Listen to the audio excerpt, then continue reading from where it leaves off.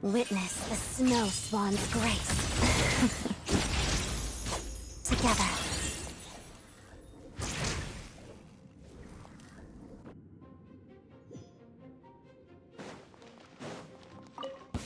Yeah. Shadow me. Crystalline adagio. Pas-de-deux.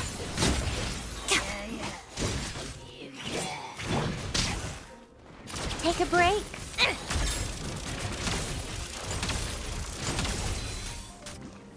How tiresome. Together, waltz of the snowflakes. Animo test 6308. Enhanced animo. One down. It's dog eat dog. Come on, keep up.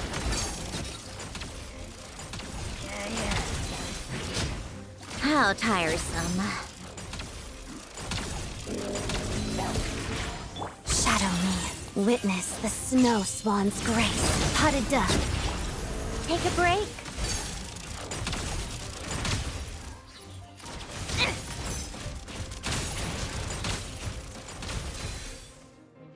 Let's begin. Crystalline adagio. Pirouette. Let's test my hypothesis.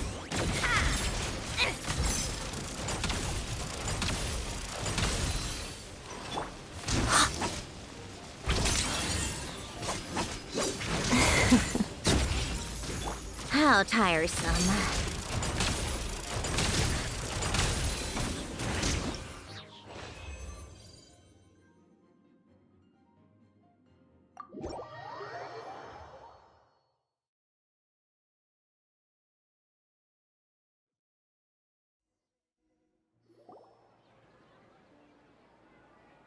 We're still in the same day! Nahida, you already knew last night that we didn't break out of the samsara? Why did you tell us? Would there have been a point? You would have spent the night with new worries, with tomorrow still out of reach. In that case, you might as well rest within that brief moment of hope. An opportunity like that doesn't come by often, and I thought it might help you clear your minds. Paimon thought the Duke did that! Whatever. Guess you were looking out for us after all. Of course. In the time we've been together, you two have been everything to me. Paimon's flattered and everything, but maybe you're taking things a little fast.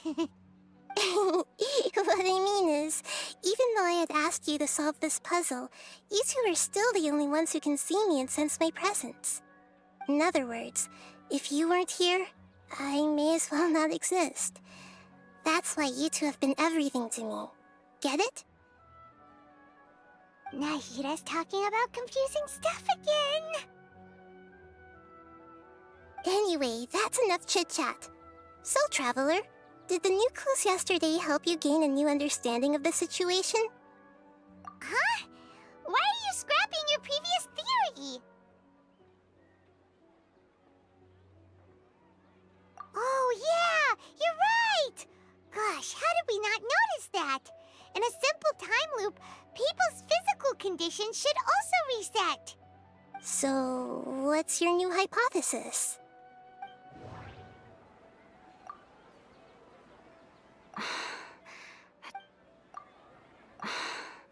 That doesn't sound right. I need to carefully think things through.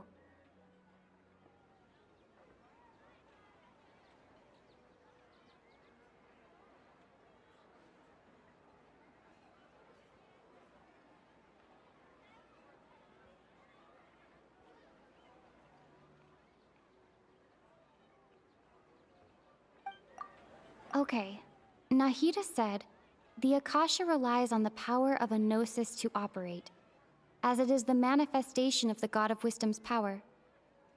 It compiles the wisdom of the entire populace, and it grants knowledge to the people.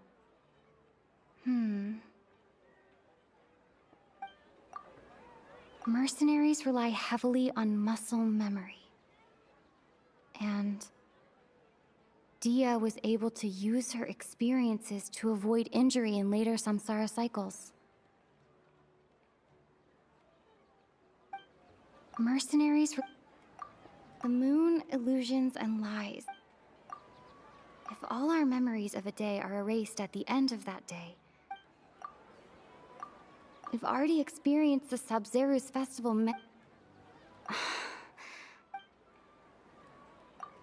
Mercenaries rely heavily on muscle memory.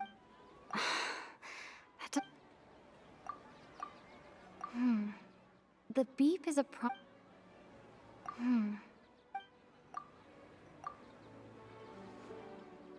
Oh!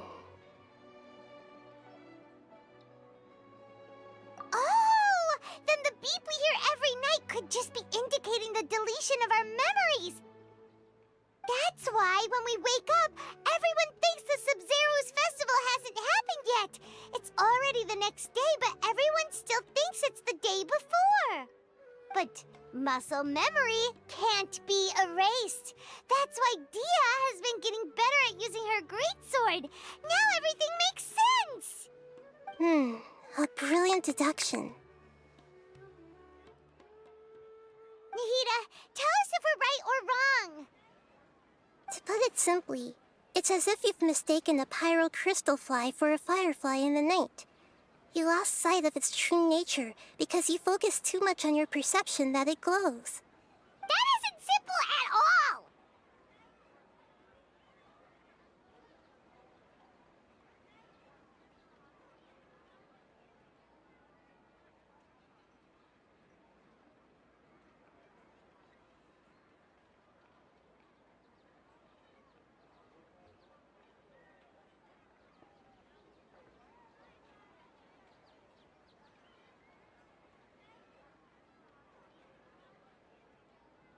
Why don't you go talk to Miss Dia again?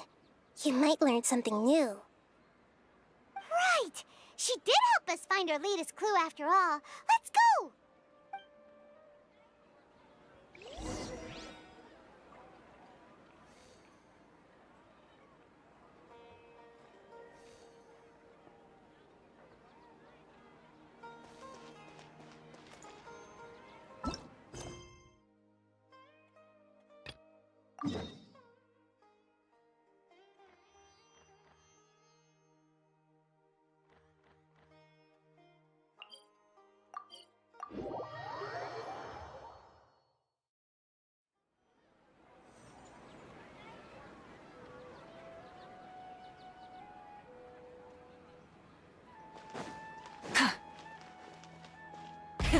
Rev the engines! There you are. Really took me a while to find you. As expected, Dia also didn't get hurt today. Get hurt? Why would I? Don't underestimate me.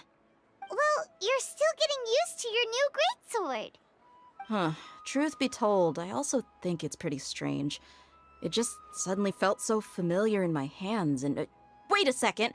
How did you know I got a new greatsword to begin with? I didn't tell anyone about it. Traveler, could you explain the situation to her today? Paimon's gotten a little sick of doing it.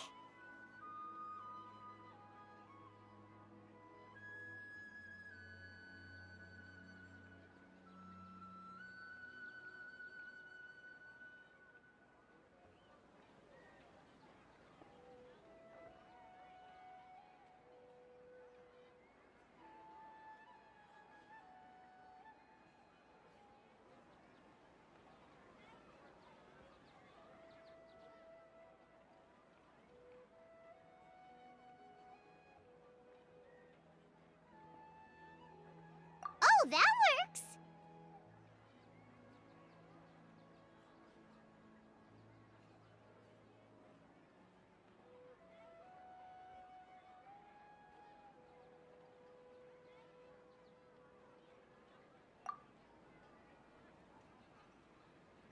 What happened to you guys while I was gone? Did you get brainwashed by some cult? Don't think too hard about it. Just take what we're saying at face value. All right then, let me get this straight. You're telling me that my body's already gotten used to this greatsword, but my brain just doesn't remember it? Yes, your memory's being erased every day. Then I'd have to disagree. That's impossible. Oh? Why do you think that? If we've actually been reliving the Sub-Zeru's festival day after day, then what happened to the things we used, the money we spent, the food we ate? Common sense says my wallet should have emptied itself a long time ago. There's no way I wouldn't have noticed that. Right! They could use the Akasha to record what everyone did that day, and then use the city's resources to replenish everything! It's not very likely, but it's also not impossible. No, it is impossible. I've got proof. You have proof? Where? You two are surprisingly serious about this nonsensical discussion. Fine, I'll play along for a little longer. Come with me, Miss Dunyarzad. Please come along as well. I still can't guarantee that this area is safe.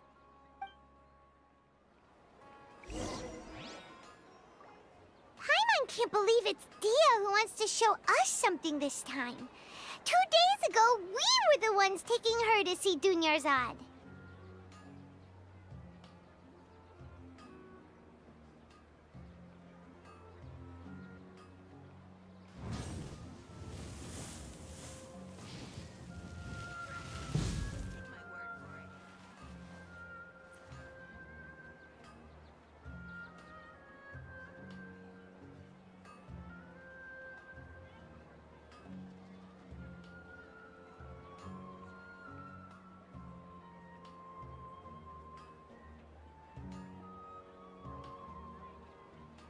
Many insects have a compulsion to follow the light, and humans are the same.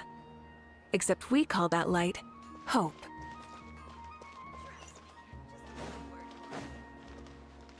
Full throttle!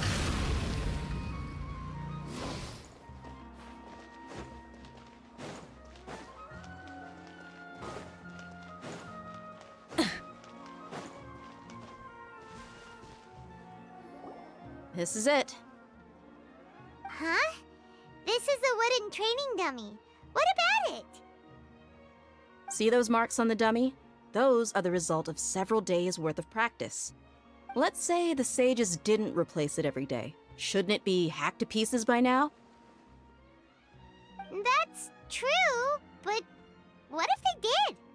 Then the sages would have had to reproduce every mark I left during previous training sessions. I'm a professional fighter. My martial school has always emphasized the importance of refined control. The force, angle, and entry point of each strike is calculated and deliberate. That's why I remember every mark on the dummy, as well as my state of mind as I made each strike. It's just as they say, each swordsman has their own unique style, and even the same swordsman can't make the same cut twice. It would be impossible to copy these marks. Is it really impossible? What if they used some fancy machine to carve every single mark?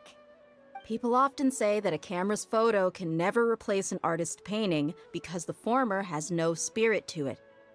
The same thing applies here. At a mere glance, I can differentiate carved marks from the results of combat training.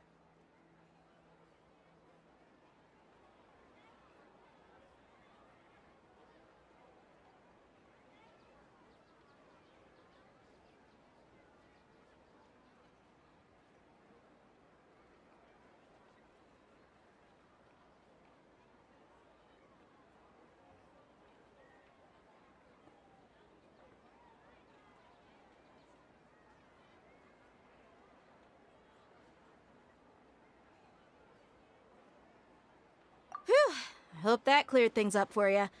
Hey, is this that new brain exercise game that's been super popular with the scholars lately? It's surprisingly fun. Anyway, it's getting late. I should escort Miss Dunyarzad to Nilu's stage. See you later. Well, back to square one. Is our memory deletion theory also wrong?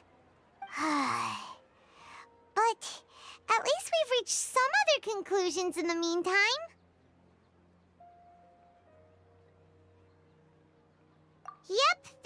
true. So, can we think of any new ideas right now? Strange? Paimon feels like everything's been strange lately. Huh? Leaving the city? You're right! It's really strange how we never thought of such a simple solution! Many things should become clear if we can confirm the flow of time outside of the city. Paimon can't believe it! Did we miss this because we're tunnel visioning too hard on our other theories? Or because we're just too tired?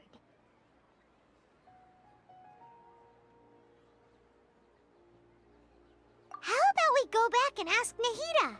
Maybe we've forgotten something about leaving the city.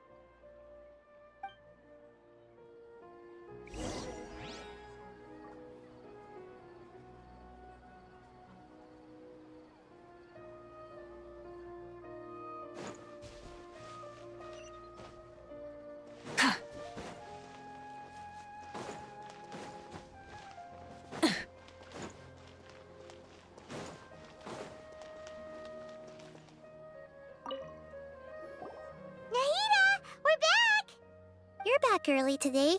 Did you find something new? Sort of. We're mostly sure now that we're not in a time loop. And we also aren't in the real world. But at the same time, we have a new question. Leaving the city. As far as I remember, you've mentioned your plans to do that twice before.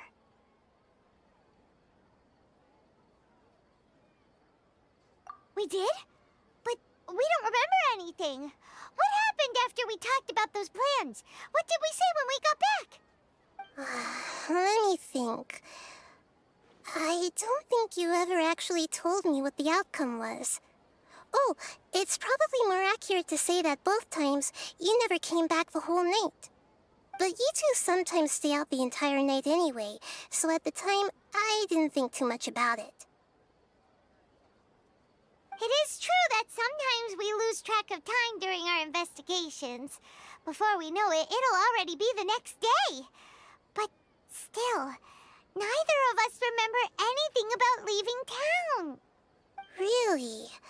That's kinda strange. In theory, I should have already awakened all your memories. Yep, something here's definitely fishy. Let's get to the bottom of this tomorrow.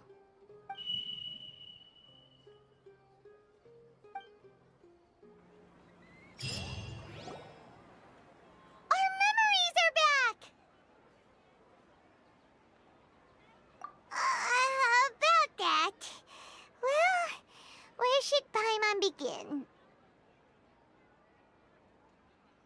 Traveler, aside from your memories that were just restored, I have another message for you.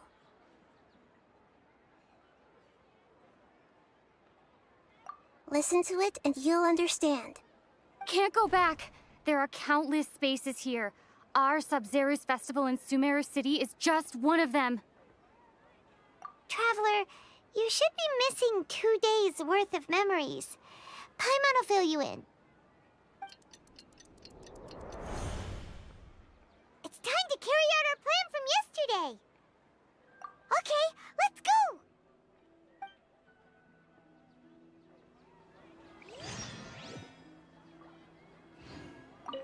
We don't have many more festivals.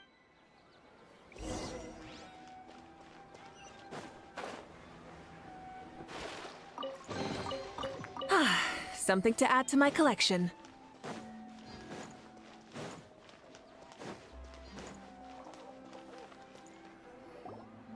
Why can't we leave the city?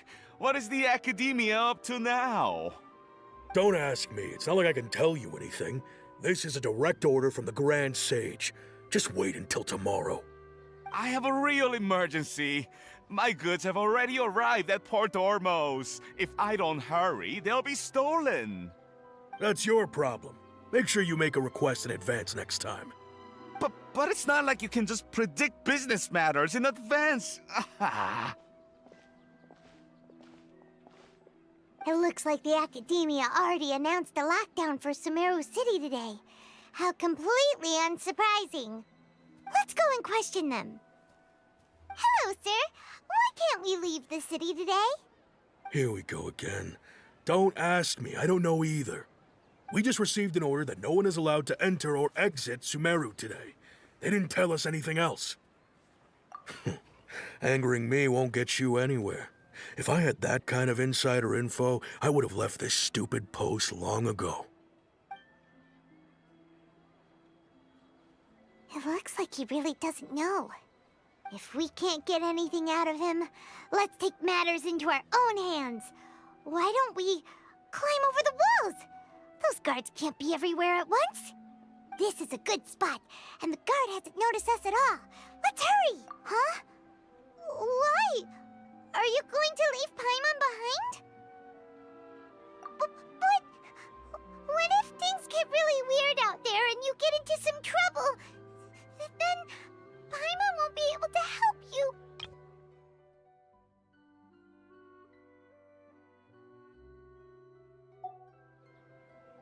Oh, Paimon knows that Paimon can't do much, but we've always been together, haven't we? Okay. Paimon will wait for you. Promise Paimon that you'll come back as soon as possible. Just a quick look. And please, be careful.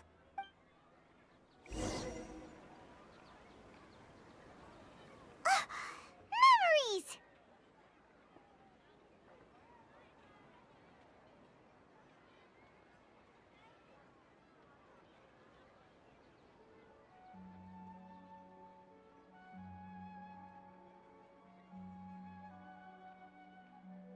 Traveler!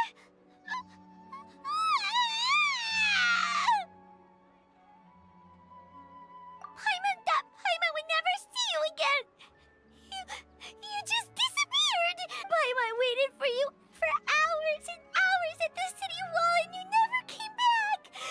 You promised Paimon that you were only taking a quick look. Paimon, calm down. She's here now. I don't think she understood what you were saying.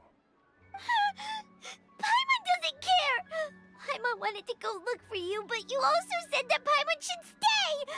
Paimon was so worried and so scared the entire day!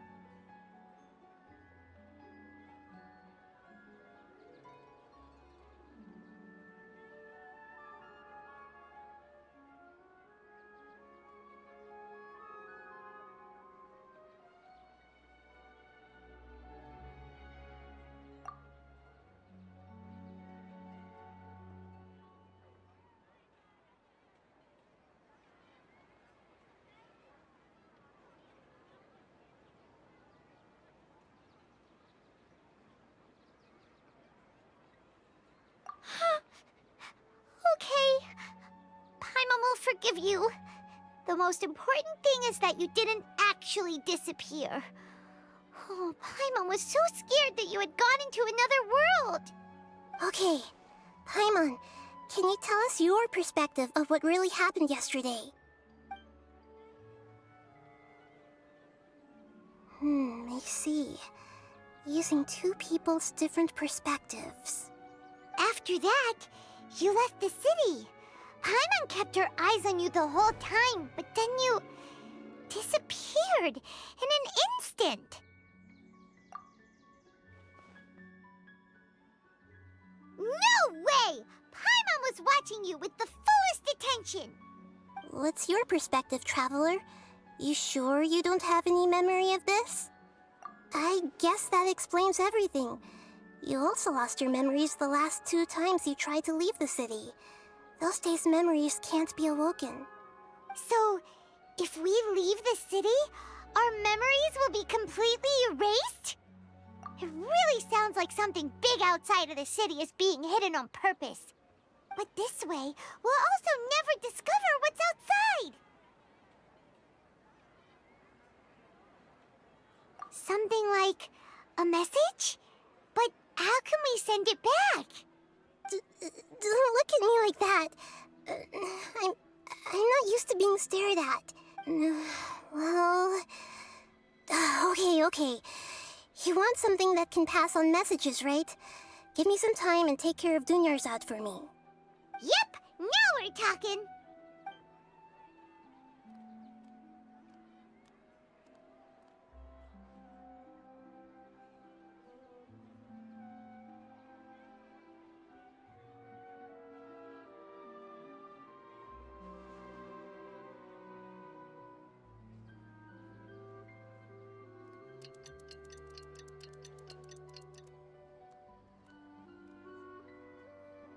I'm done. Here you go. What?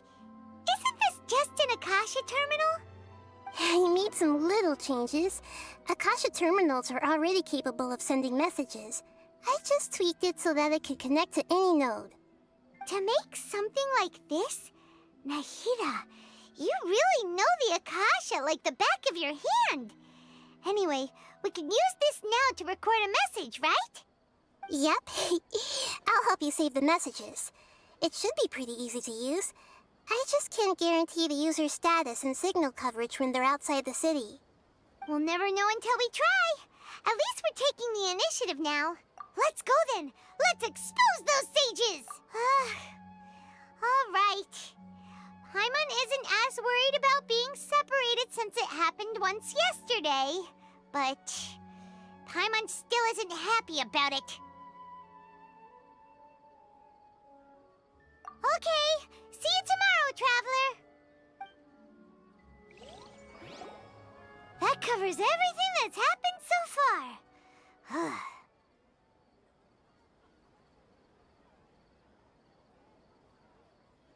Yes, although the signal was choppy and had some interference, we still managed to receive 2 messages from you when you were outside. Okay, now that you understand what's going on, let's hear the messages together.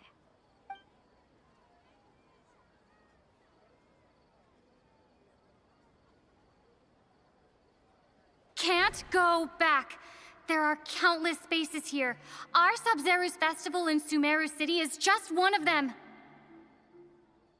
I've entered another space.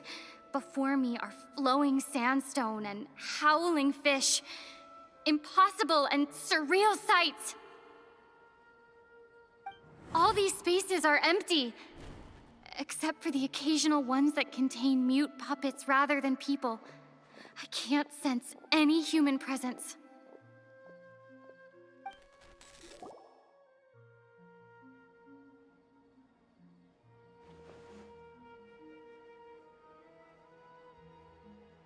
That's one heck of an info dump. It sounds like you left the Sumeru city space when you set foot outside of the walls. But everything looked completely normal when Paimon was looking out from the inside. That's unbelievable. And if we take your word for it, the other spaces all had very weird contents. There's another part here. I only received it last night. These spaces have been disappearing, one after the other, absorbed by something like a sun in the sky.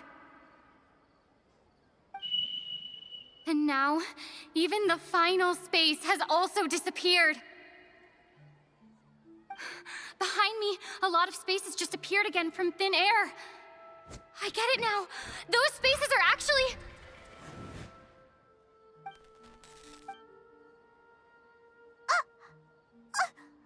Why did the message end right there? What did the Traveler want to say? What are those spaces? Probably because yesterday just happened to end at that moment. Oh, right. Paimon did hear a beep from the Akasha. Did it come from here or from the message? The message. It should have come from the Traveler's Akasha terminal.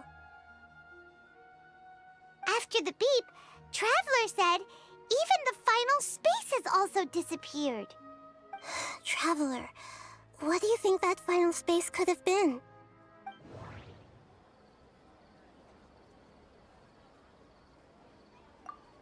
My impression is that each day in this samsara only ends at the sound of that beep from the Akasha.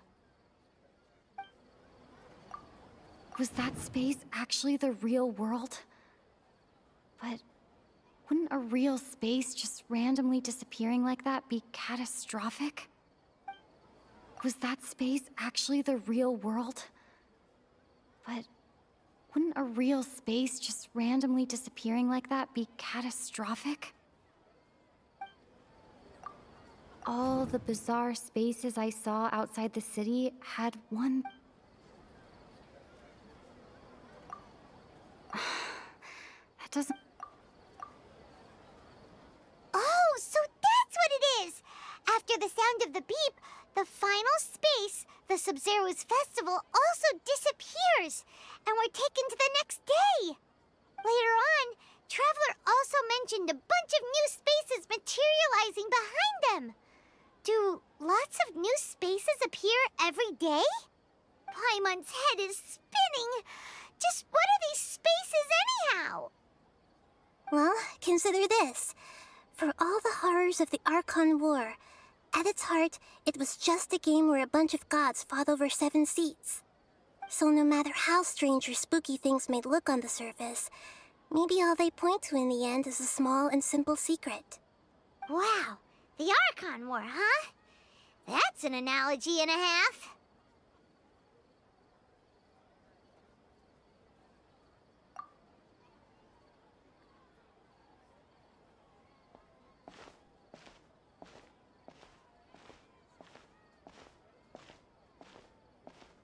Hey, where are you going?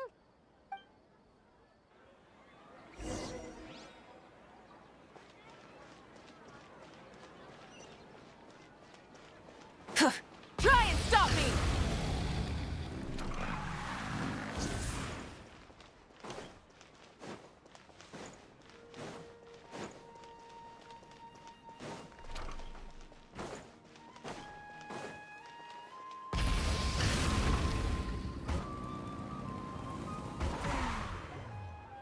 Do you want some alone time to think?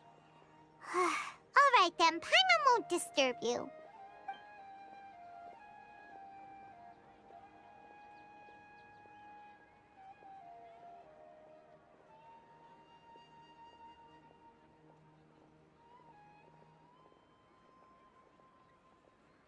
The dance of Sub-Zeros is about to begin. I'm going to go watch it. Okay. Why don't you go ahead, Dunyarzad? We still have some other stuff to do first. Okay then. See you later. Have you figured it out yet, Traveler? Time is ticking away. Awesome! What is it? Paimon wants to know. Oh, wait, no. Let's meet up with Nahida first. You can tell us both together. This time, we're gonna get to the truth.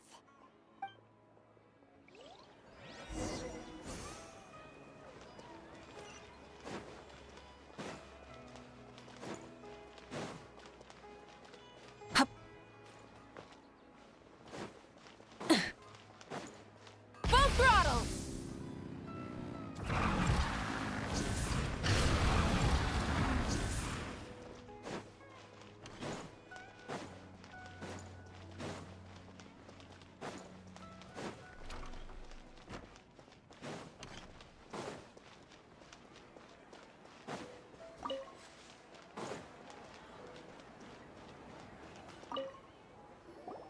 You're back! I've been waiting forever for you two.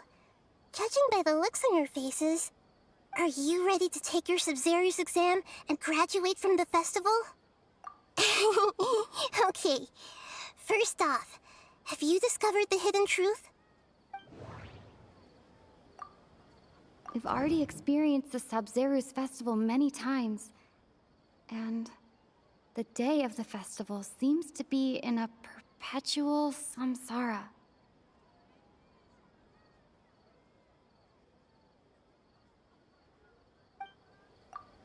Okay, Nahida said, the Akasha relies on the power of a gnosis to operate, as it is the manifestation of the God of Wisdom's power. It compiles the wisdom of the entire populace, and it grants knowledge to the people.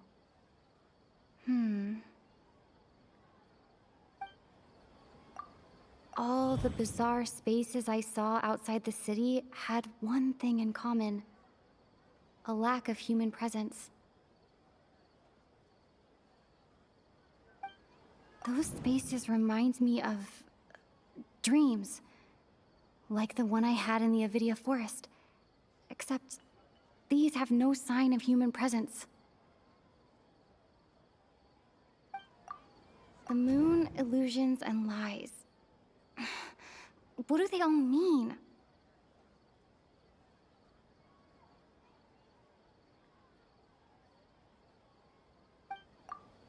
People in Sumeru don't dream.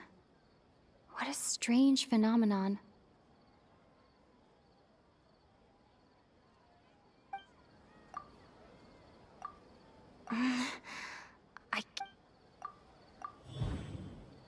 We are all in a dream. It isn't that the people of Sumeru don't dream. Rather, the Akasha is taking their dreams from them.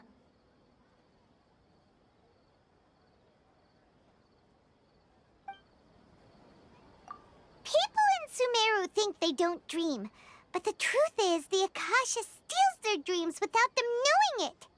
And those spaces with no human presence are stolen dreams without their host. That would explain why they sounded so weird when she was trying to describe them. Huh. So people in Sumeru do dream after all. In fact, we're all in one big dream together right now. Correct answer. Now, how did you conclude that the Akasha is capable of this? The Akasha relies on the power of a gnosis to operate. It is the manifestation of the God of Wisdom's power.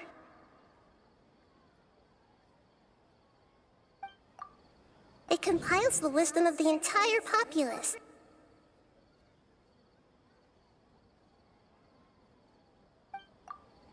And it grants knowledge to the people.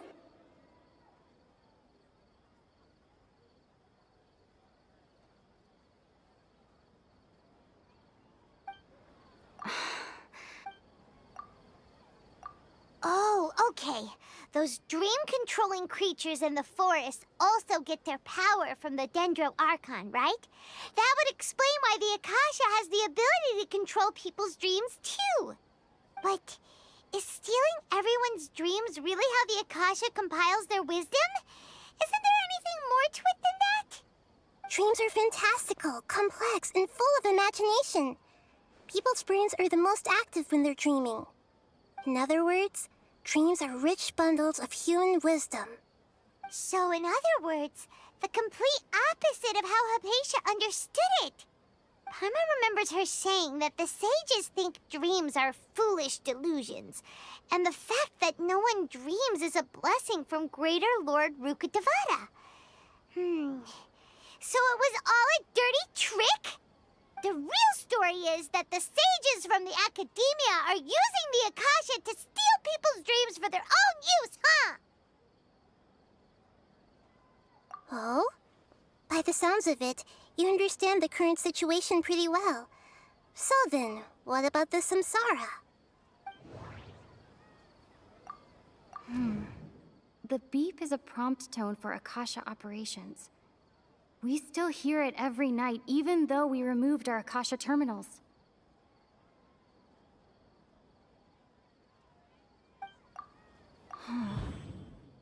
Those spaces kept disappearing before my eyes.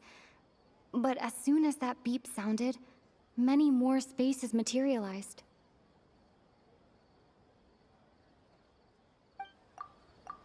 Those dreamscapes kept vanishing. But as soon as that beep sounded, more new spaces appeared.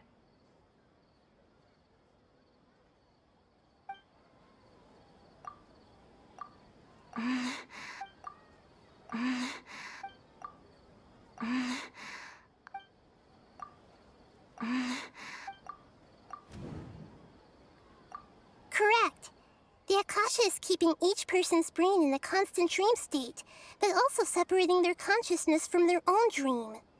Their disembodied consciousness is placed inside the collective dream of the Sub-Zero's festival along with everyone else's, while their now vacant dreams are harvested by the Akasha. No one is any the wiser as another day passes in the dream, and so begins another samsara cycle. People wake up to yet another dream about the Sub-Zero's festival. The dreams that belong to them are once again harvested by the Akasha. And so it continues. So, this is like a dream factory, and the Akasha is a dream harvesting machine. Did Paimon get that analogy right?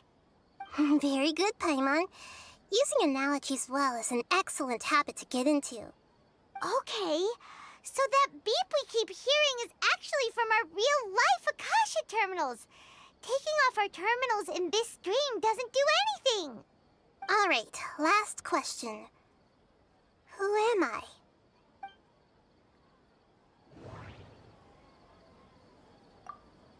Now that I think about it, wasn't illusions a hint that we're all dreaming?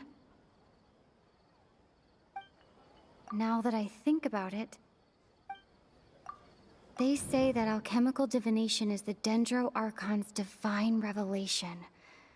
So then, if Nahida has referred to herself as the moon...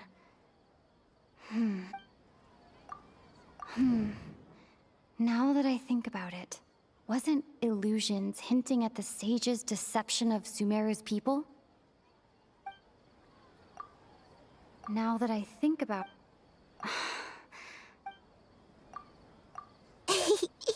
So you noticed.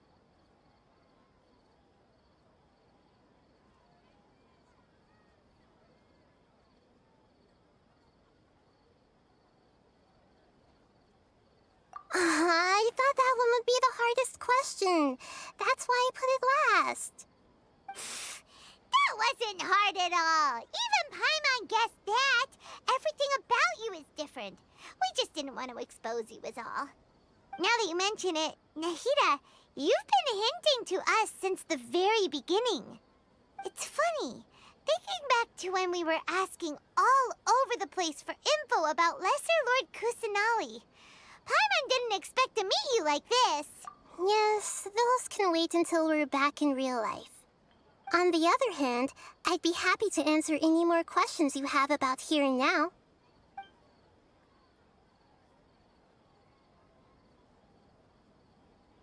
You asked me this question before. My answer was, it would literally blow your minds. Now that you know this is all a dream, this answer should hopefully make more sense. Have you heard the saying, don't wake a sleepwalker? Likewise, if someone suddenly had told you all this instead of you learning it on your own, your notion of reality and dream would be thrown into irreversible confusion. I couldn't expose you to that kind of risk. That's why I could only give you very subtle hints and some suggestions. Long story short, I'm really sorry I had to keep you guessing.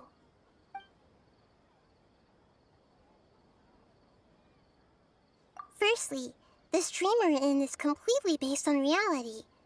People have already experienced this Sub-Zero's festival, so it would be very difficult for them to find anything that strikes them as surreal.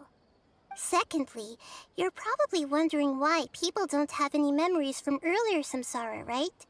That's because people don't remember their dreams most of the time anyway. And in any case, their actual dreams are being taken away from them by the Akasha. So whenever they wake up in this dream of the Sub-Zero's festival, they don't remember anything from their previous identical dream. That reminds Paimon. Traveler had a dream when we were in the Avidia Forest, but couldn't see what it was about after waking up. Is that an example of what you mean? Yes. Only after receiving the blessing of Dendro can a person gain the Dendro element's dream-enhancing power. That explains the feelings of déjà vu. Meanwhile, everyone else has no idea that they are in the Sub-Zero's festival samsara, while their dreams are stolen from them over and over again.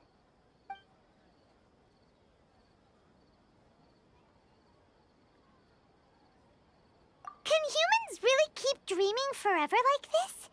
Will it ever end? And if so, when? You might say your mental fatigue has already answered this question. Eventually, there's only so much that people can tolerate. Especially those whose health is compromised to begin with, like Dunyarzad. This relentless exploitation takes an even harder toll on them. People's lives are at stake here, and nobody knows a thing! We've got to put a stop to this!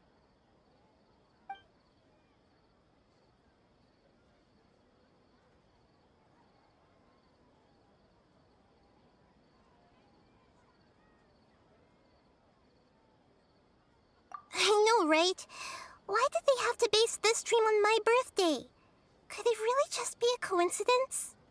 Even you don't know the reason? Wow, now that's strange. The Academia sages are determined to harvest lots of dreams in a short time, no matter the cost. They have to be up to no good. Unfortunately, I don't know anything about it. Traveler, do you have any information?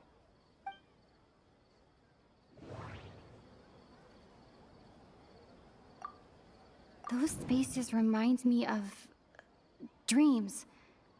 Like the one I had in the Avidia forest.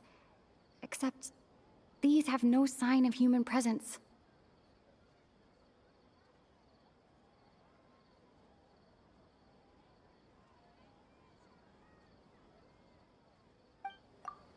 Okay, Nahida said, the Akasha relies on the power of a gnosis to operate, as it is the manifestation of the God of Wisdom's power.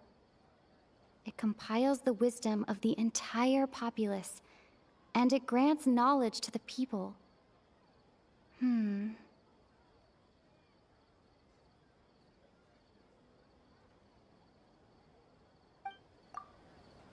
Grand Sage said, go celebrate the birth of that god to your heart's content. Did he mean something more?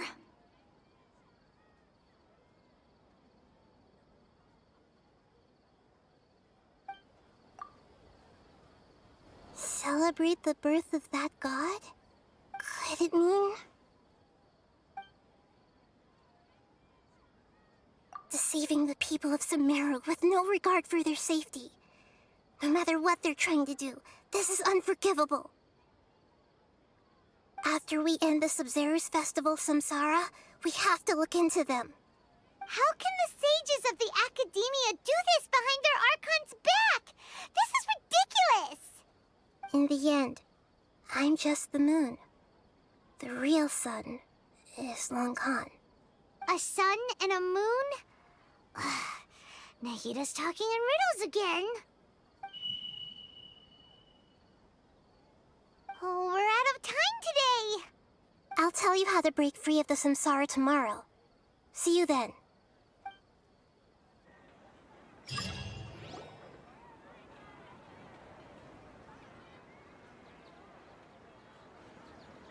Good morning, Nahida.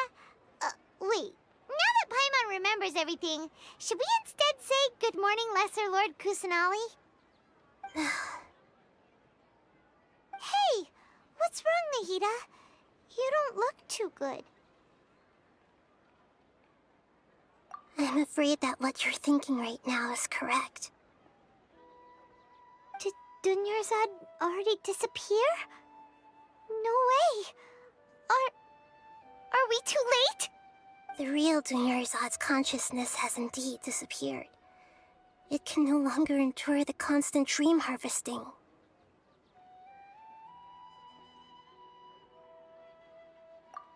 Paimon can't believe it. Wait, so what about that other Dunyarzad? Just what is she? Is she also going to disappear? She's actually something like a puppet, but not completely. The real Dunyarzad's consciousness could no longer keep playing her role in this dream. So another Dunyarzad appeared to replace her in the dream. Just like the grass and the trees, that Dunyarzad is just a building block of the dream that helps to keep it going.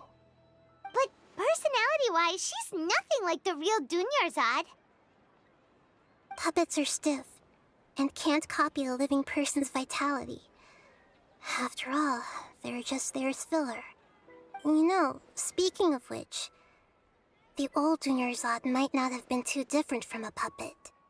Dunyarzad truly believed that she met you within her consciousness, and it was you who inspired her. So you do remember her after all. Yes. Back then, her family was overly protective of her. No one cared about her personality or thoughts. It was as if she only lived to stall her Elazar. I just gave her a little wisdom so she could look at life in a new way. So that she could be her own person. But even so, she's still...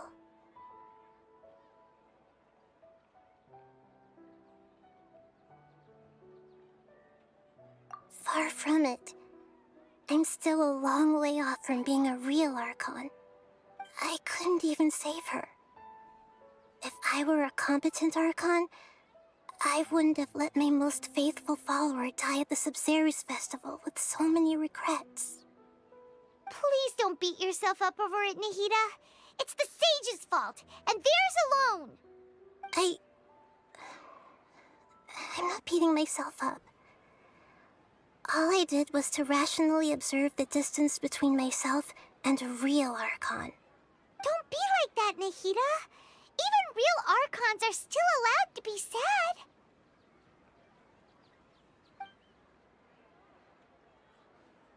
To prevent more tragedies like this, we must end the samsara as soon as possible. Great, but how do we do that? Although the Sabzeruz festival dream is under the Akasha's control, only humans can dream. Even the Akasha is unable to create them. That means this dream belongs to a host who created it.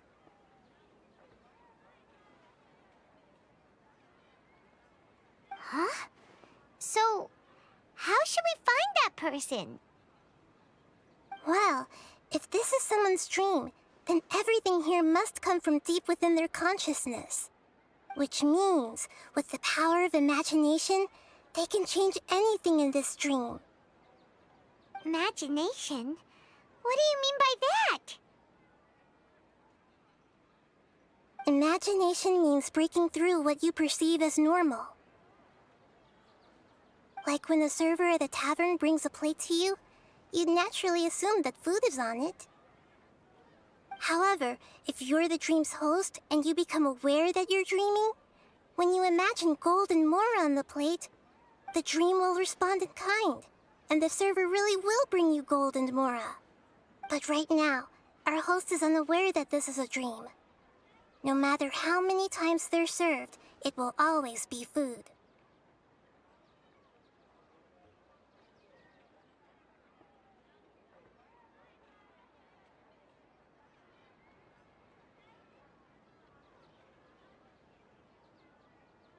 Find some way to make that person realize that they're dreaming.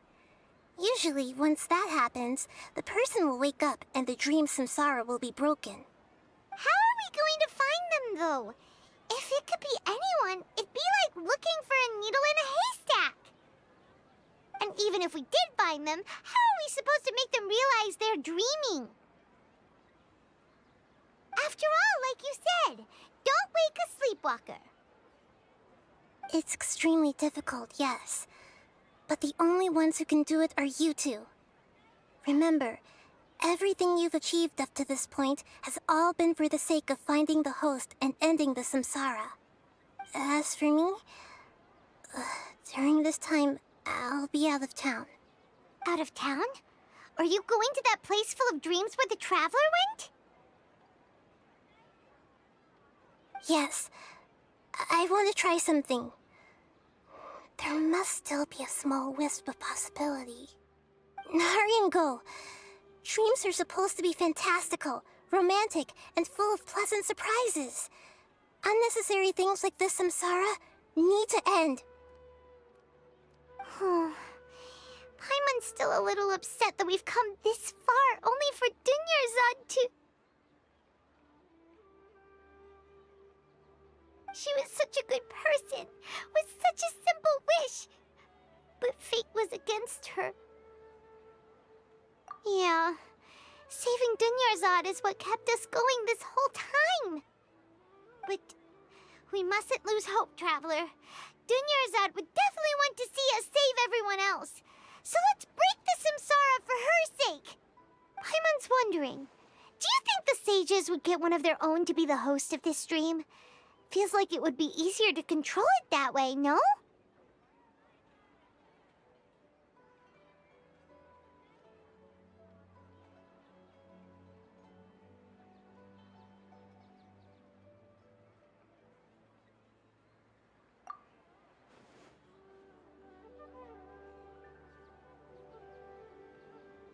Huh. That's true. Plus, the sages probably weren't counting on there being other factors beyond their control, like Nahida and us. So, who do you think the host of the dream is?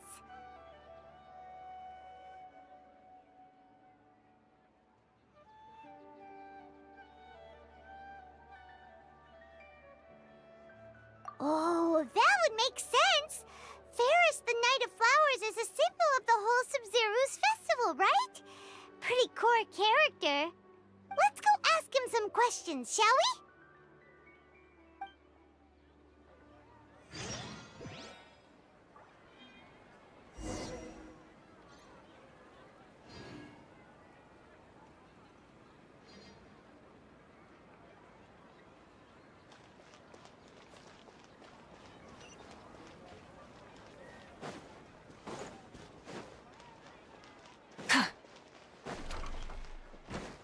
Try and stop me!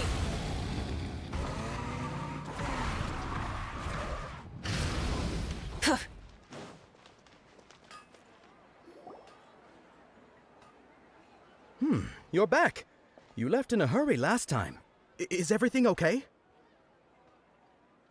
Everything's fine. Just, it's a little hard to explain. Would you mind taking part in a little experiment with us? An experiment? That came out of nowhere. I'm listening, though. What do you need me to do? Could you make a wish?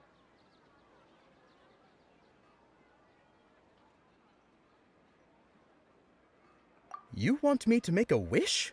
Is that a new Sub-Zero's festival tradition or something? Less questions, more wishing! Okay. My wish. Okay. I'm a little nervous saying this out loud, but I want Miss Dunyarzad to be happy. Oh. I noticed earlier that she looked a bit down, and she wasn't really talking to anyone. She just doesn't seem like herself. She's always so gentle and kind, and all the kids love her. I've also wondered if the reason she asked me to be Fairest Knight of Flowers is because I'm special to her, or something. So, you have a crush on Dunyarzad? Oh, is it that obvious? After what I just said, I guess it is. When she placed the hat of the Knight of Flowers onto my head, she said to me, I want everyone to have a happy Sub-Zero's festival. What she didn't realize was that I'm not that interested in how everyone else feels. In that moment, I just wanted to be her Knight of Flowers for the rest of my life. 50 years, 100 years, I'll serve her till the end of time.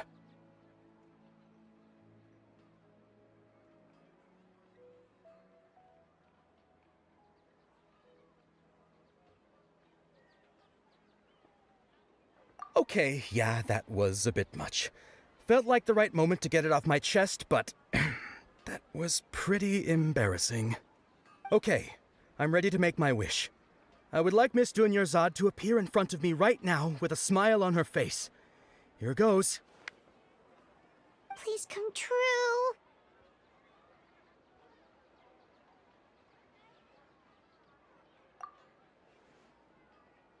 I'm gonna open my eyes. Oh, you're... What? Fucky? Sorry, but only one portion of Yelda candies per person. Back home you go. Nice try, you two. Anyway, never mind. I don't need to see her appear right in front of me. As long as she's happy. Guess he isn't the host of this dream after all. Should have expected it wouldn't be this easy.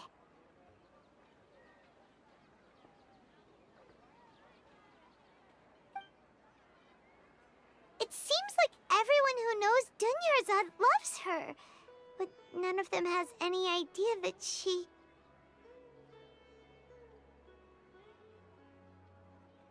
My lady, step back.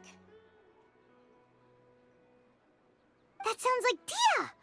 Oh, right. This is when Dunyarzad bumps into the kidnappers.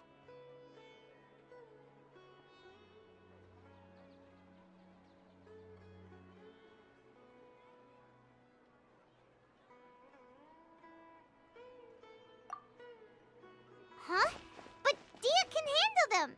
Hey, Traveler!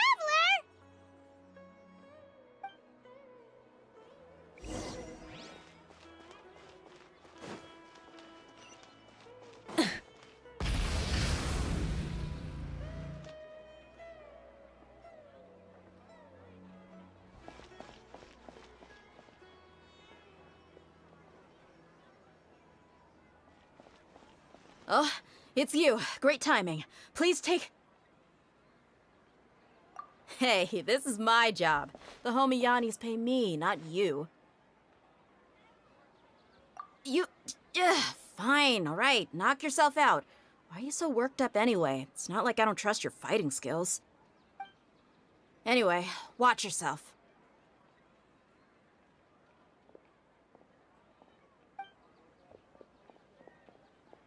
So you got yourself some backup. Suit yourself. You're going down! That's close enough. A new punch lucky today. Come on.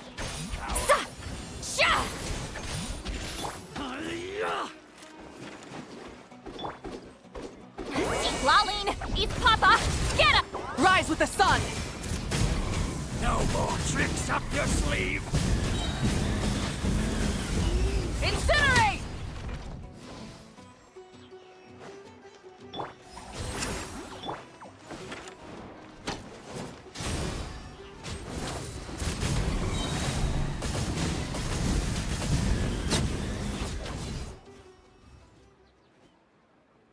Traveler, were you just taking your anger out on those guys?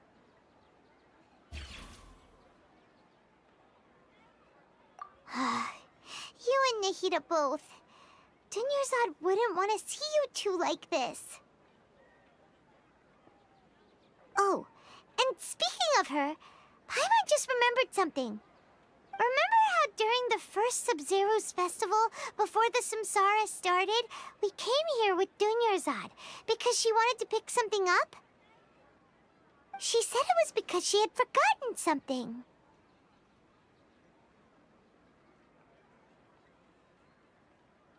Okay, so Paimon's memory is working so far. Anyway, Paimon also remembers that she is staying somewhere around here. She pointed it out to us the night before the Sub-Zero's festival.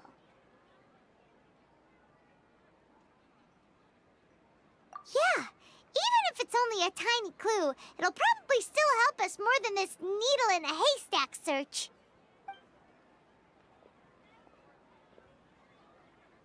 This is the place! It's rude to enter other people's spaces without permission, but desperate times call for desperate measures! Hey, the windows are unlocked! Okay, Paimon's gonna take a peek inside.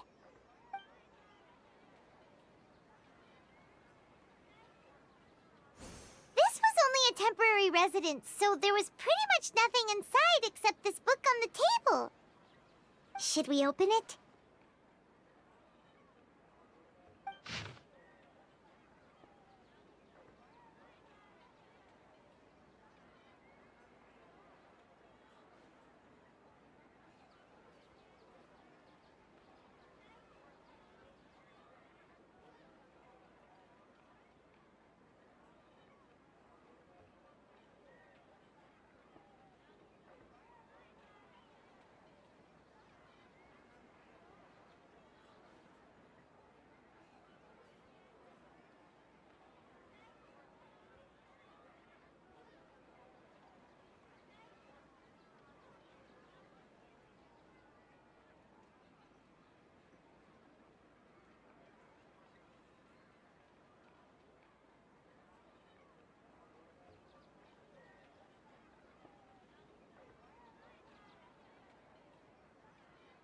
Wow, Dunyarzad wrote all of this.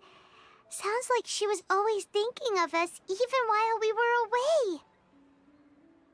Even though she was also busy preparing for the Sub-Zero's festival and had all her health problems to worry about. She must have wanted to give this to us as a gift on the day of the Sub-Zero's festival, right? If we hadn't found this book, we never would have known. But now that we know, we can't even thank her.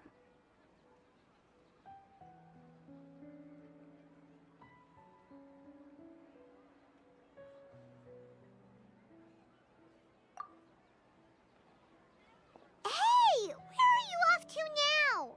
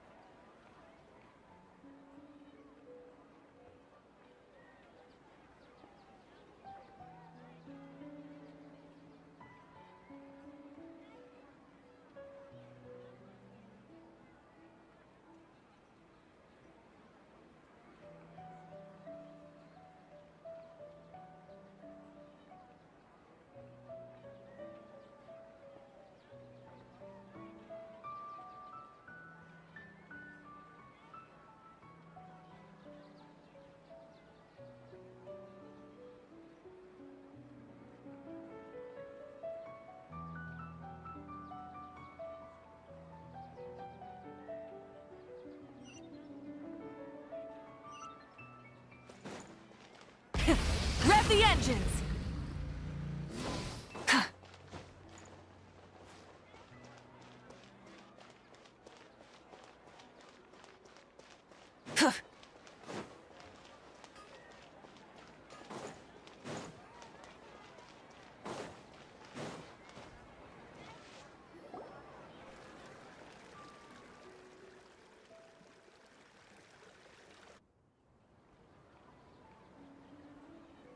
It's Dunyarzad's puppet.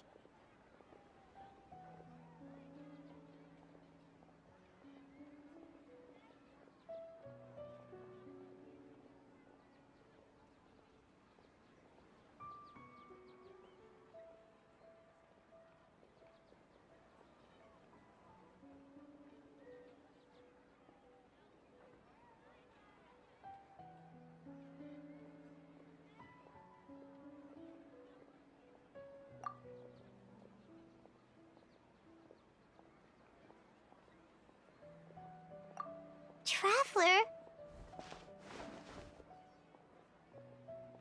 You must be exhausted. Come to think of it, we've been stuck in this place for a really long time. Heck, even the last time we were chatting happily with Dunyarzad feels like an eternity ago.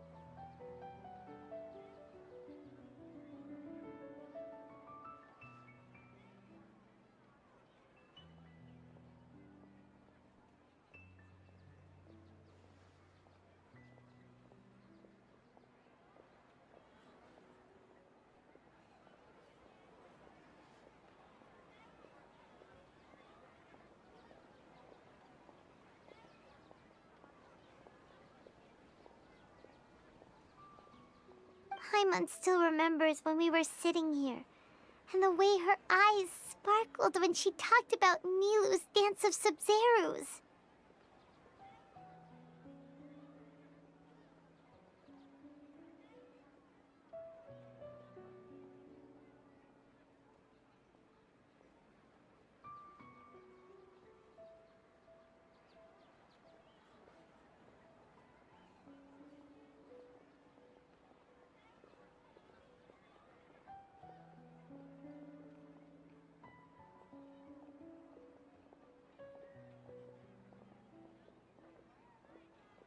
There will always be frustrations in life, but I know that the point of living is not to leave behind any regrets.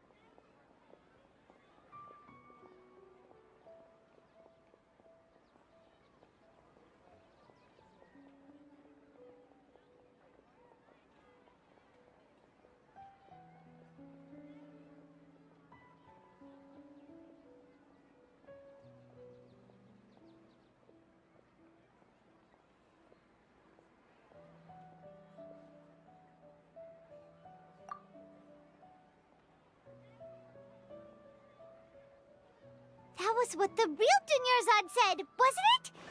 Does that mean...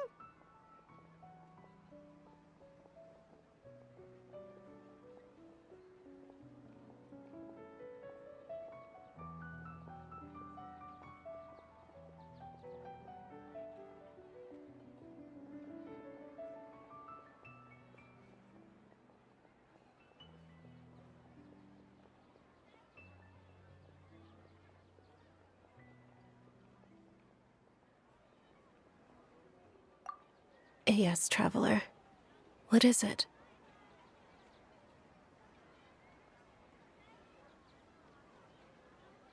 Oh, so she's still just a puppet. But Just now, how come...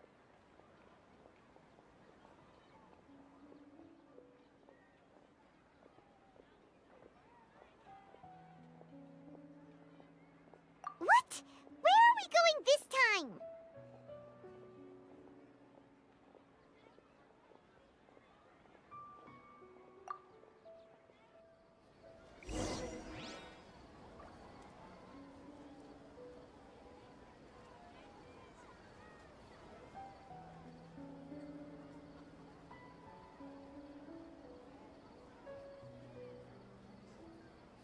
Exploration and trials? Adventuring is right up my alley.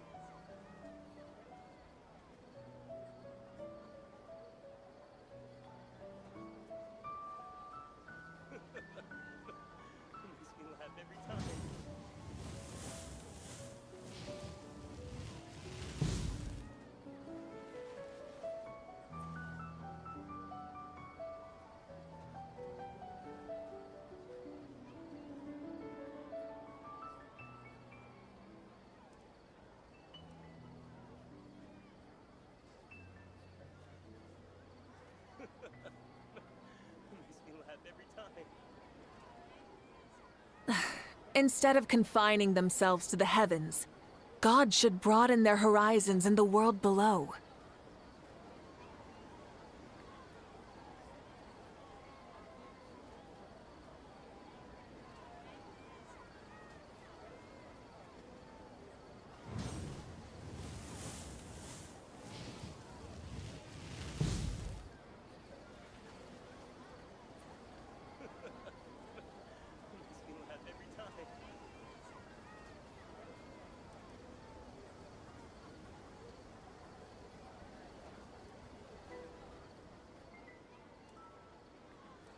Many insects have a compulsion to follow the light, and humans are the same.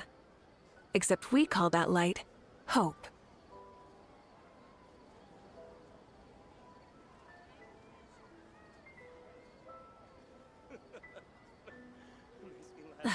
Instead of confining themselves to the heavens, God should broaden their horizons in the world below.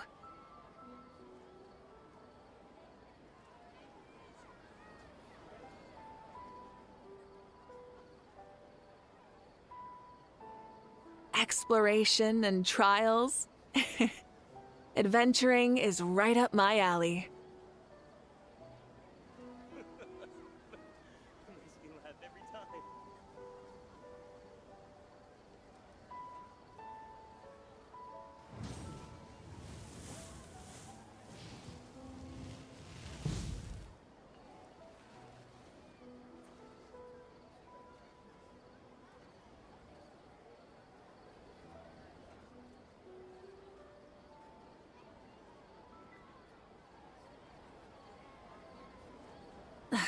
Instead of confining themselves to the heavens, God should broaden their horizons in the world below.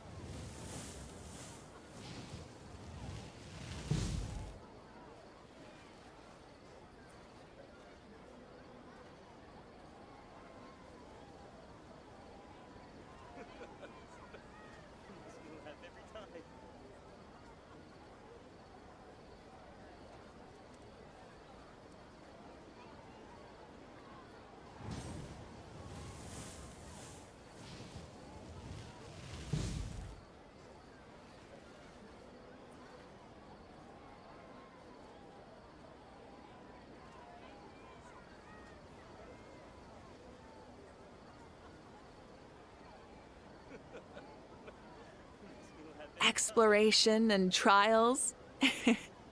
Adventuring is right up my alley.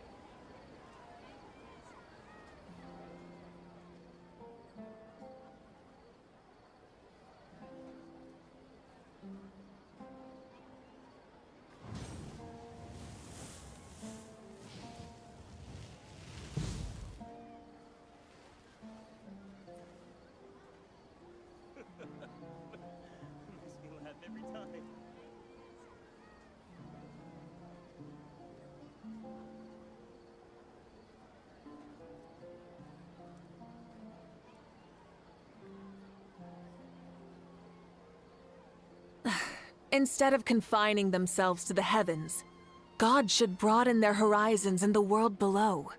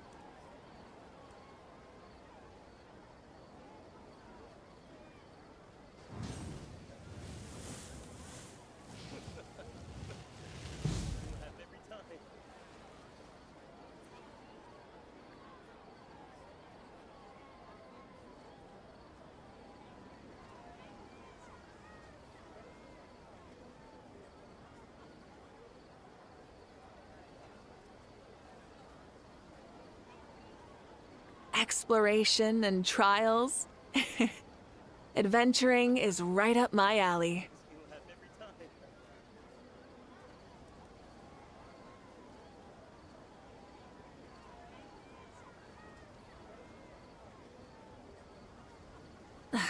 Instead of confining themselves to the heavens, God should broaden their horizons in the world below.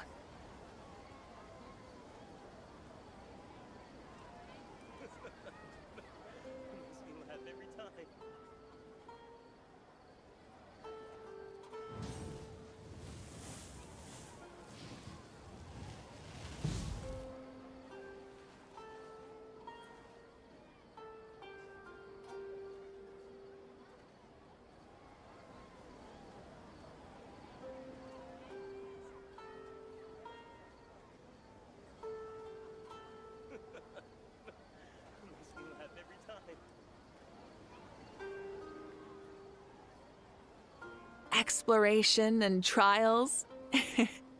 Adventuring is right up my alley.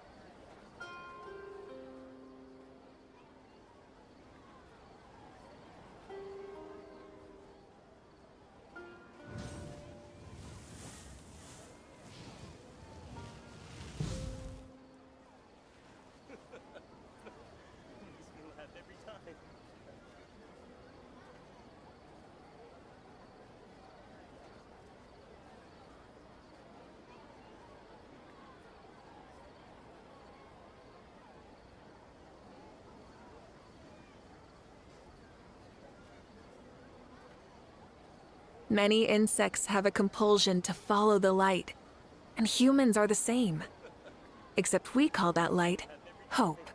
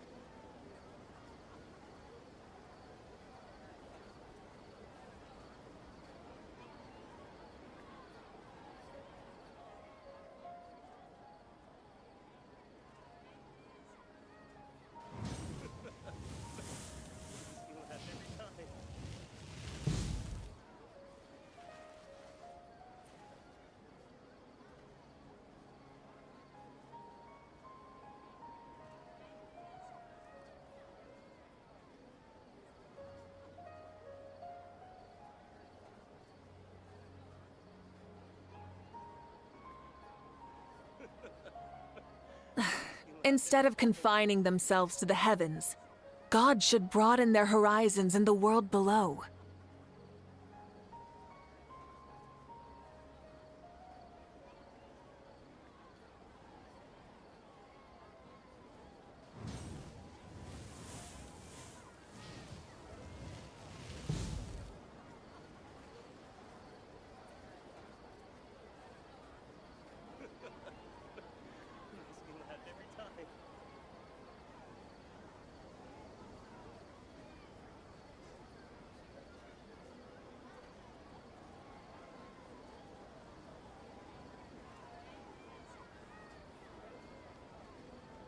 Many insects have a compulsion to follow the light, and humans are the same. Except we call that light hope.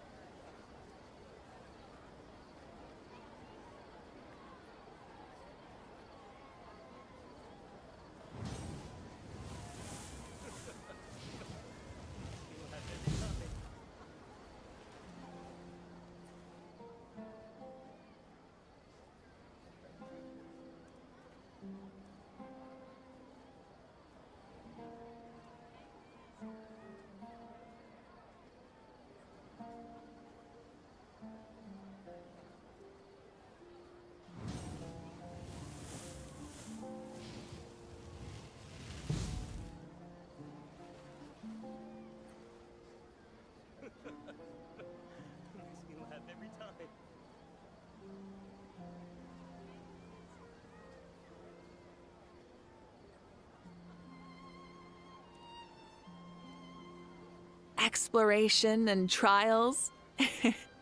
Adventuring is right up my alley.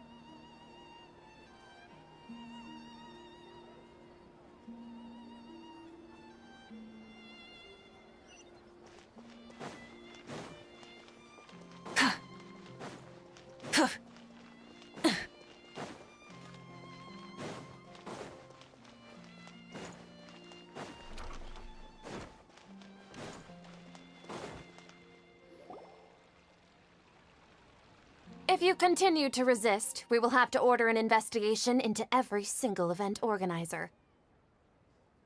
The Grand Sage has already granted you much leniency. I advise that you exercise tact. How did things turn out like this?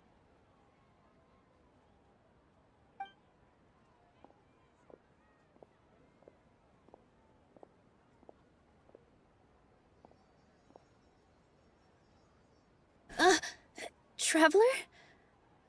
You don't have to get involved. He's a sage from the academia. I don't want to drag you into this. Traveler? Traveler? What the heck are you doing? If you get arrested by the academia, that's another day gone to waste!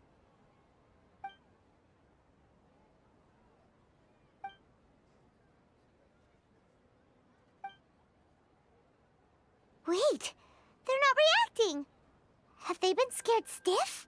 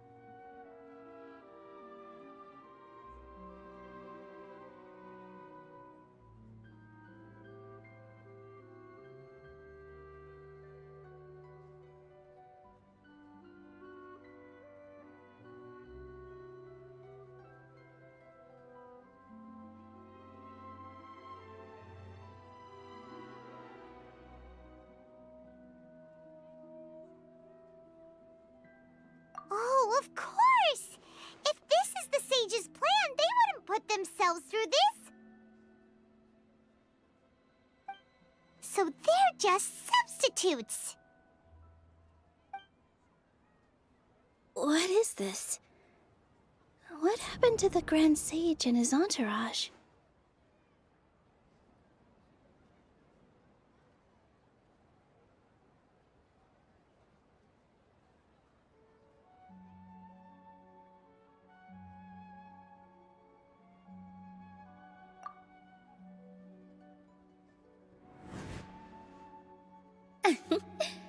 Like I said, they symbolize the goddess of flowers.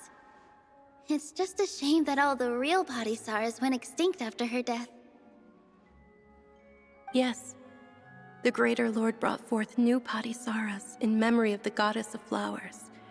But she ultimately could never truly replicate that beautiful shade of purple.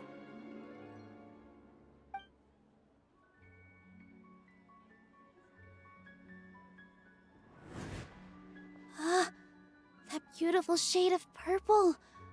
Aren't these flowers real Padisaras? Just like the ones from the legend? I didn't even notice. Dunyarzad, did you find these? But didn't you just say all the real flowers went extinct after the goddess of flowers passed away? So, Al? Yeah. What's going on here?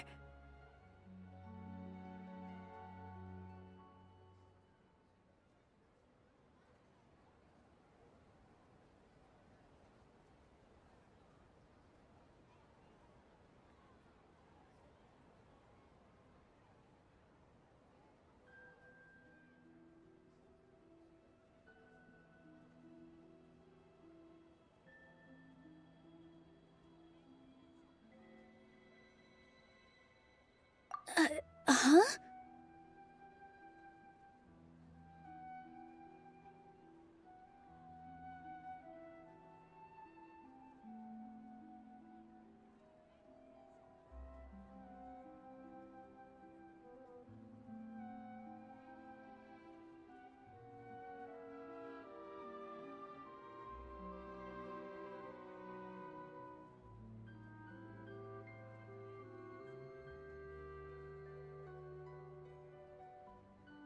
You guys are acting weird. But okay, I'll try.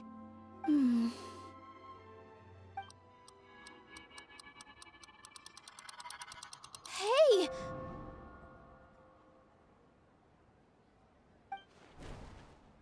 They disappeared!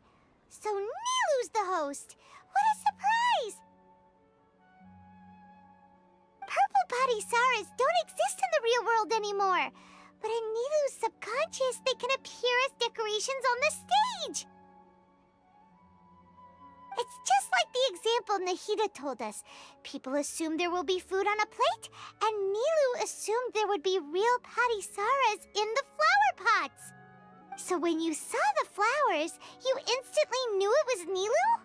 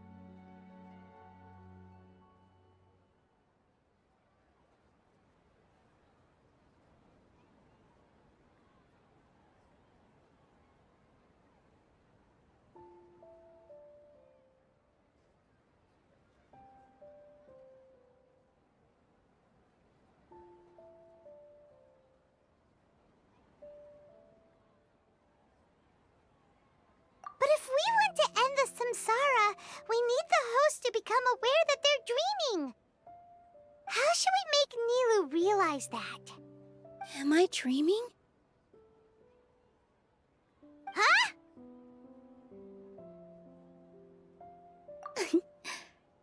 So I'm right. Is this Lesser Lord Kusanali responding to our...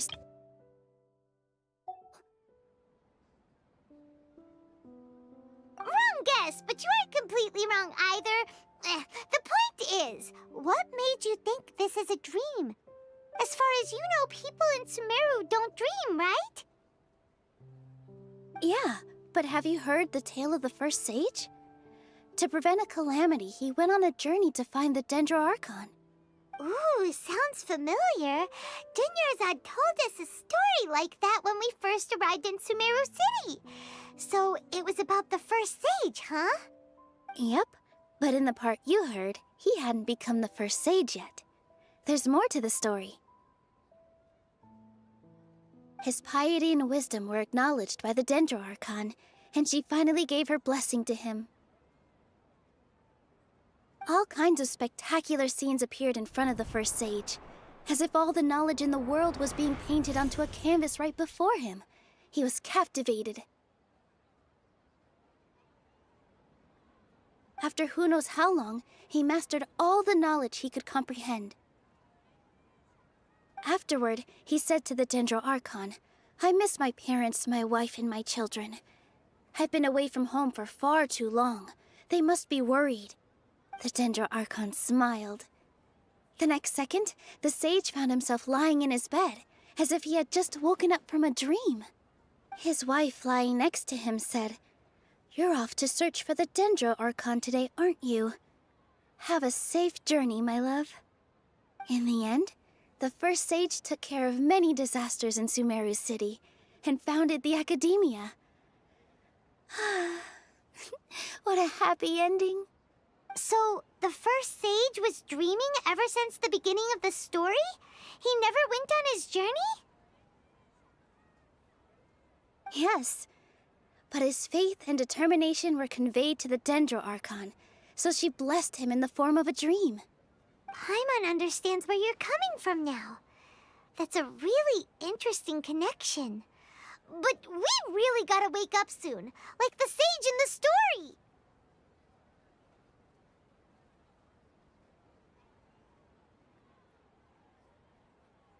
I see. Well, it just so happens that today's Sub-Zero's festival is almost over, too.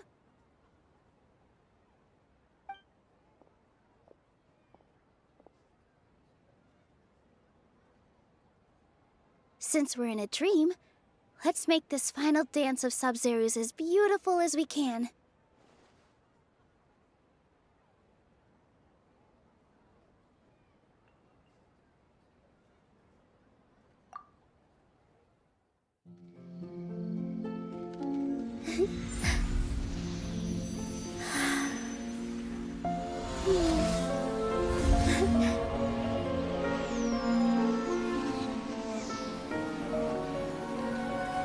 The wait is over, everyone. I dedicate this to our god, the Dance of Sub-Zeros.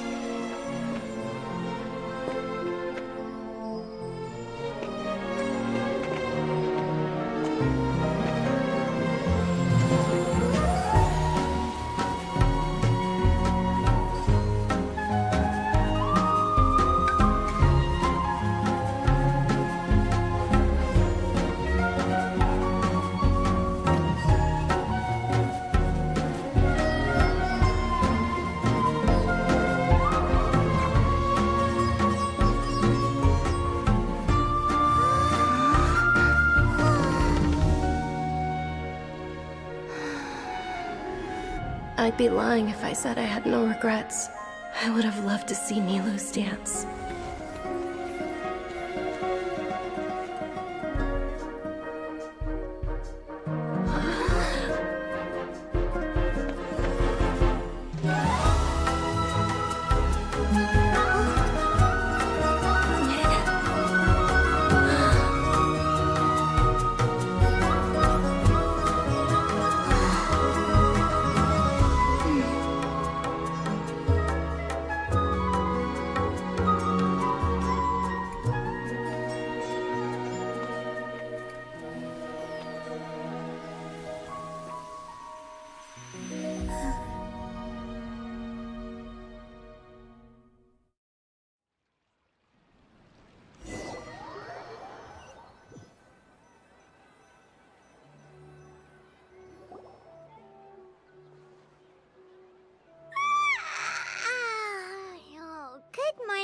traveler.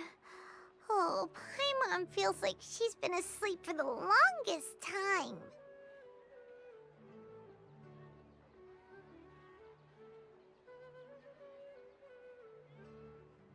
Paimon's head feels super heavy. Did we oversleep? Do you even remember going to sleep last night? Paimon thinks it was after the Sub-Zero's festival. The Sub-Zero's festival! Have we finally escaped from the Sub-Zero Samsara?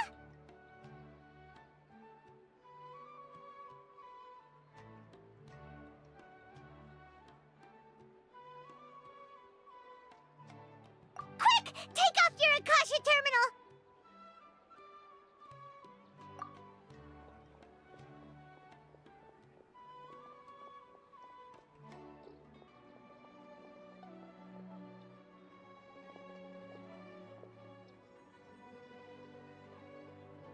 She's not in her room.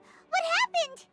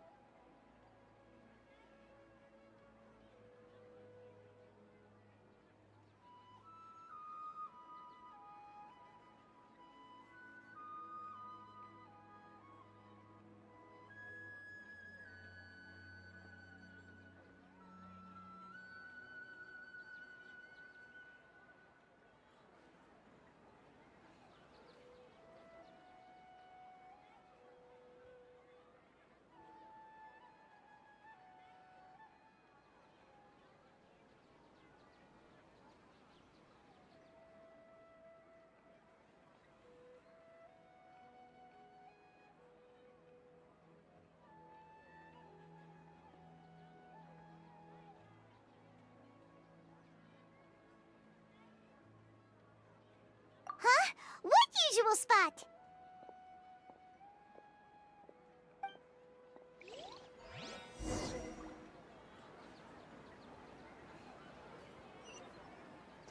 Burn it down!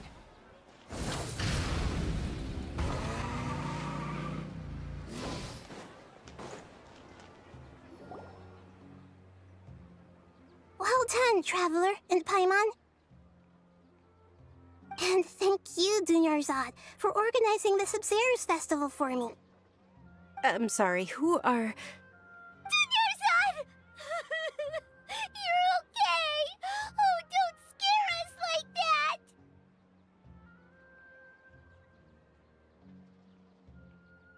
Oh, Traveler Paimon. I have something amazing to tell you. I just had a dream, and I saw Nilou performing the dance of Sub-Zero's.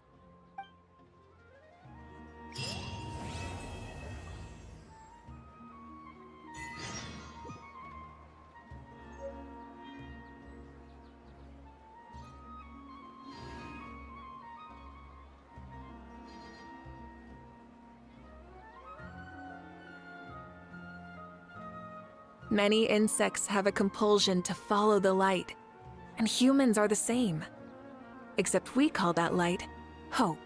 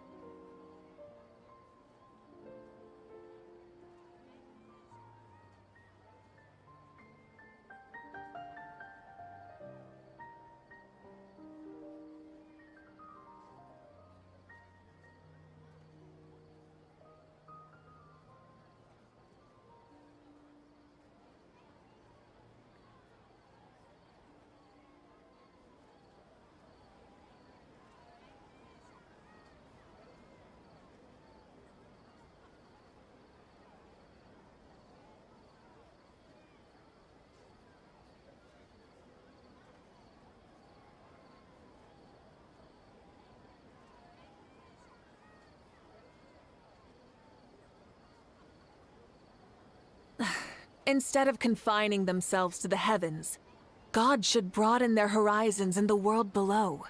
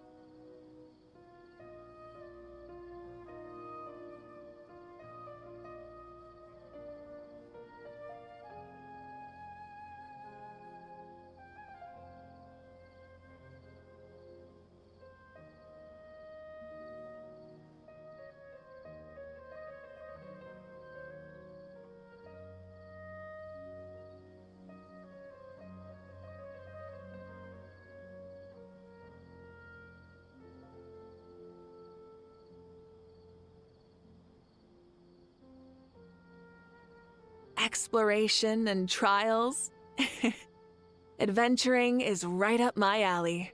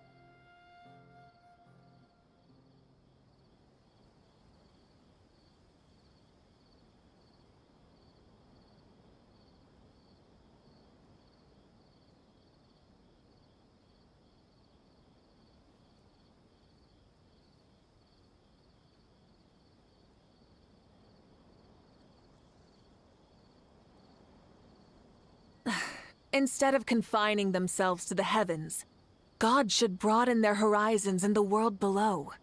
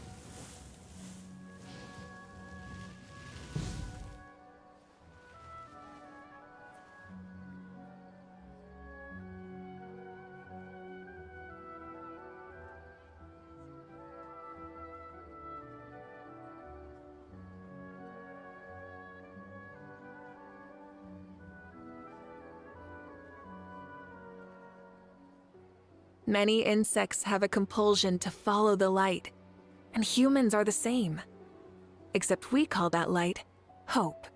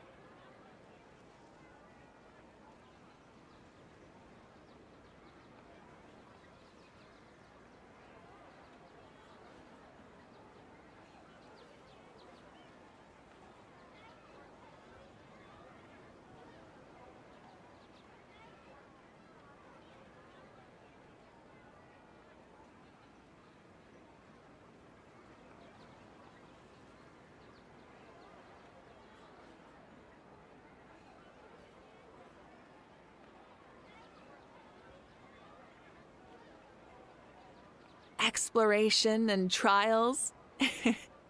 Adventuring is right up my alley.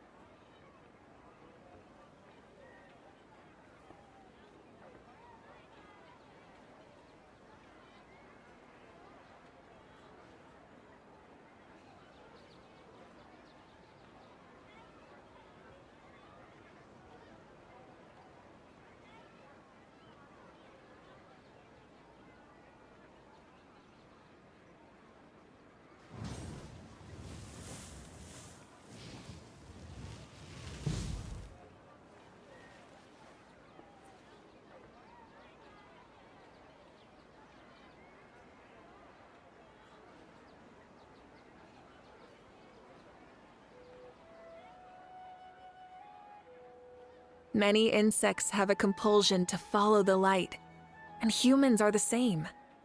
Except we call that light hope.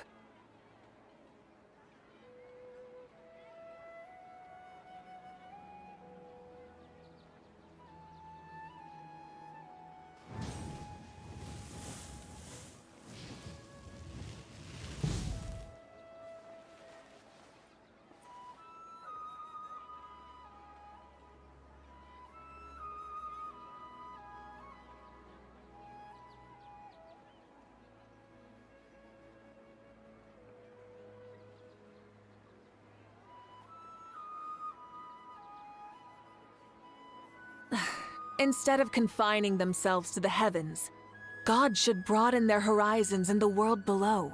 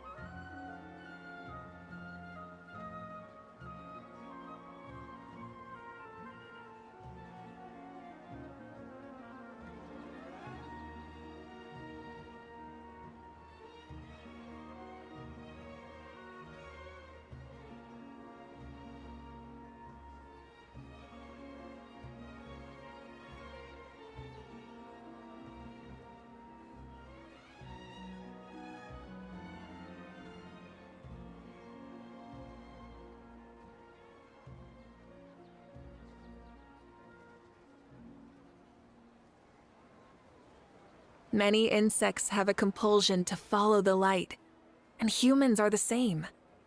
Except we call that light hope.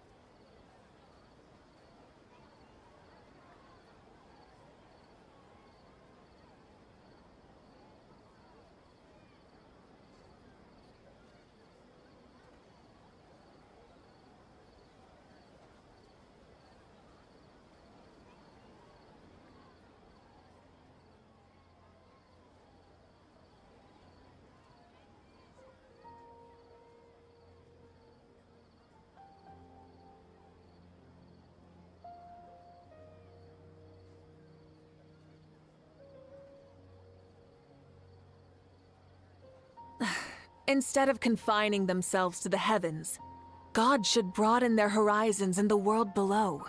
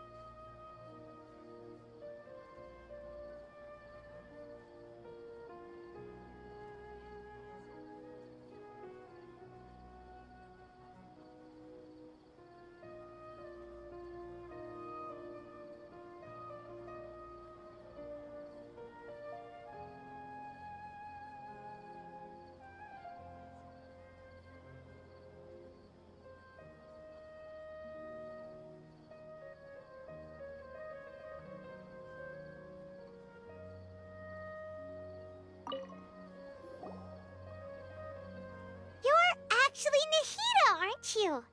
Paimon felt like Catherine was acting weird when we met at the Sub-Zero's festival. And Dunyarzad, did you save her? It's a really long story.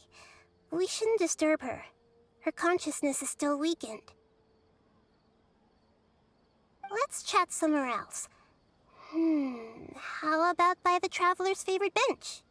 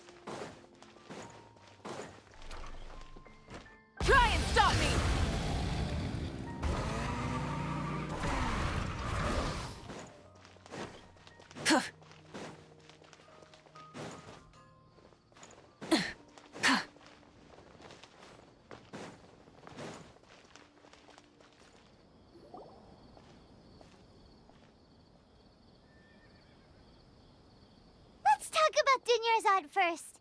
It's such a relief that she's all right. After we parted on the last day of the Subzerus festival, I left the city and saw what the traveler had described. Among the countless dreams, I found one that was growing fainter and fainter. This proved my suspicion. Once Dunyarzad could no longer bear the Akasha harvesting her dreams, her consciousness began to dissipate. But this also meant it escaped the Akasha's control. Such a small fragment of consciousness can't last for very long, though. It will return to its original dream, where both will gradually fade until they completely disappear. I used all the power I had to keep her dying dream alive as long as possible, but it still wouldn't have lasted for much longer if it hadn't been for you two breaking the samsara. So it looks like we did manage to save Dunyarzad in the end. And not a moment too soon.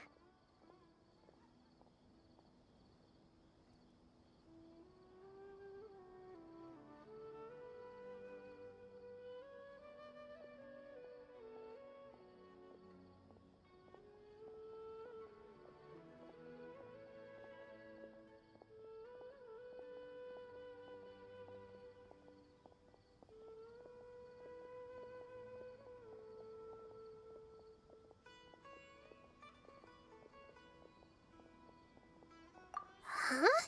Why are you two smiling so happily?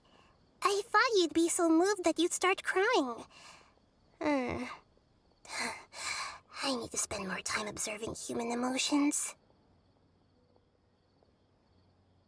Both are fine. Everyone reacts differently. All right. You two must have a lot of other questions for me, right? After all, you saved my faithful believer. As your reward, I will answer any and all questions.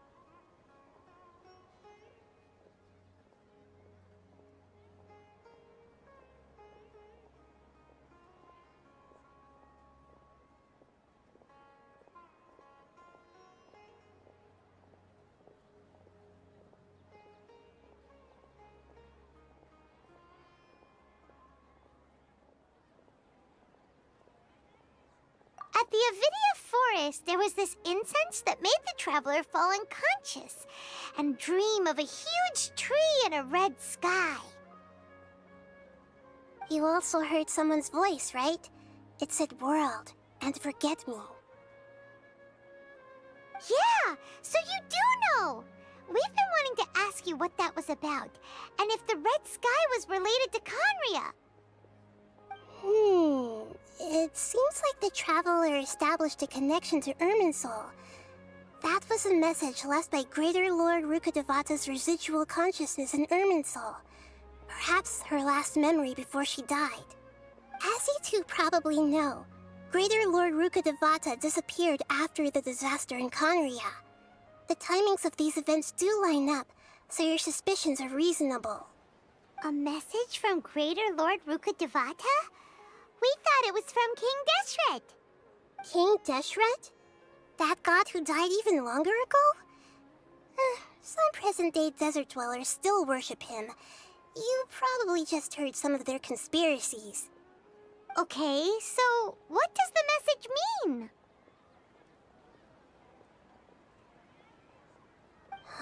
I still haven't managed to decipher it. Even the Akasha isn't currently capable of doing that. Greater Lord Rukkhadevata's residual consciousness in Irminsul seems to be contaminated with something that has a very dangerous aura to it. Many devoted scholars go mad as soon as they connect their consciousness.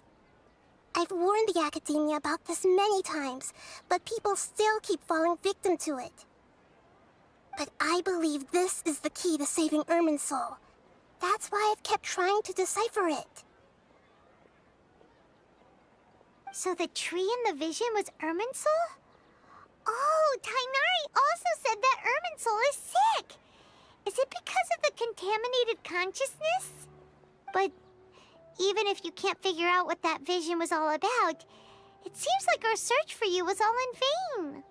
The Traveler wasn't affected after coming in contact with that consciousness. I've never seen anyone like that. With you here, we may have a chance at deciphering it. No, we must decipher its secrets. I've already eliminated all other factors that might affect Irminsul. This is the only one left. This puzzle has life and death at stake. It could determine Irminsul's fate, as well as, to be accurate, I'm using the Akasha as a medium to occupy Catherine's consciousness. How did you do that? Poor Catherine. Does this mean you can also occupy other people's consciousnesses? Theoretically, I can enter anyone's mind as long as they're wearing their Akasha terminal. The Akasha is the legacy of Greater Lord Rukkhadevata. As Lesser Lord Kusanali and the first Akasha terminal, my consciousness has always been linked to the Akasha. I've always respected my people's free will, so I've never actually occupied their consciousness.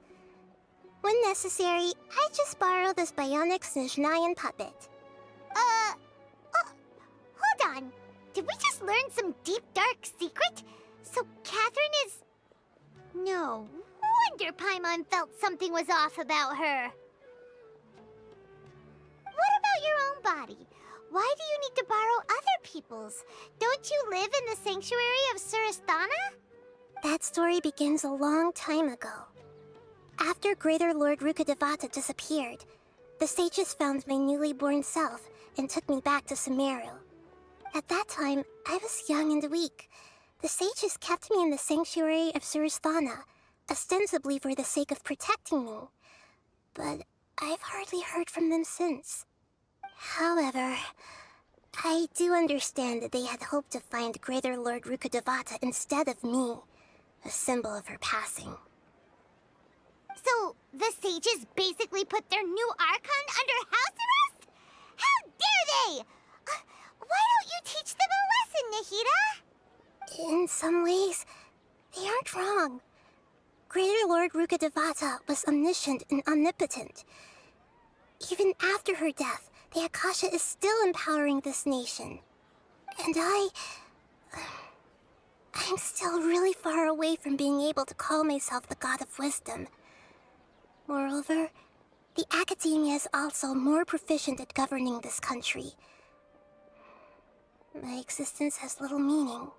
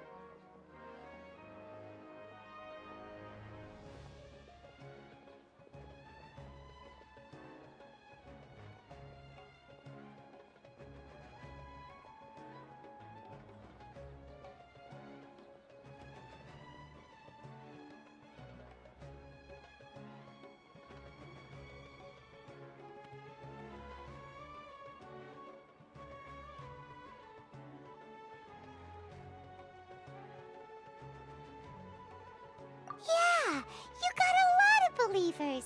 Just look at the Sub-Zero's festival! Everyone who showed up truly loves you! Thank you for the kind words. But I honestly don't need physical freedom as long as I can connect my consciousness to the Akasha. Trying to find a way to save Irminsul is my life's mission and top priority. I will work on that, and try to live up to being a deity in the meantime.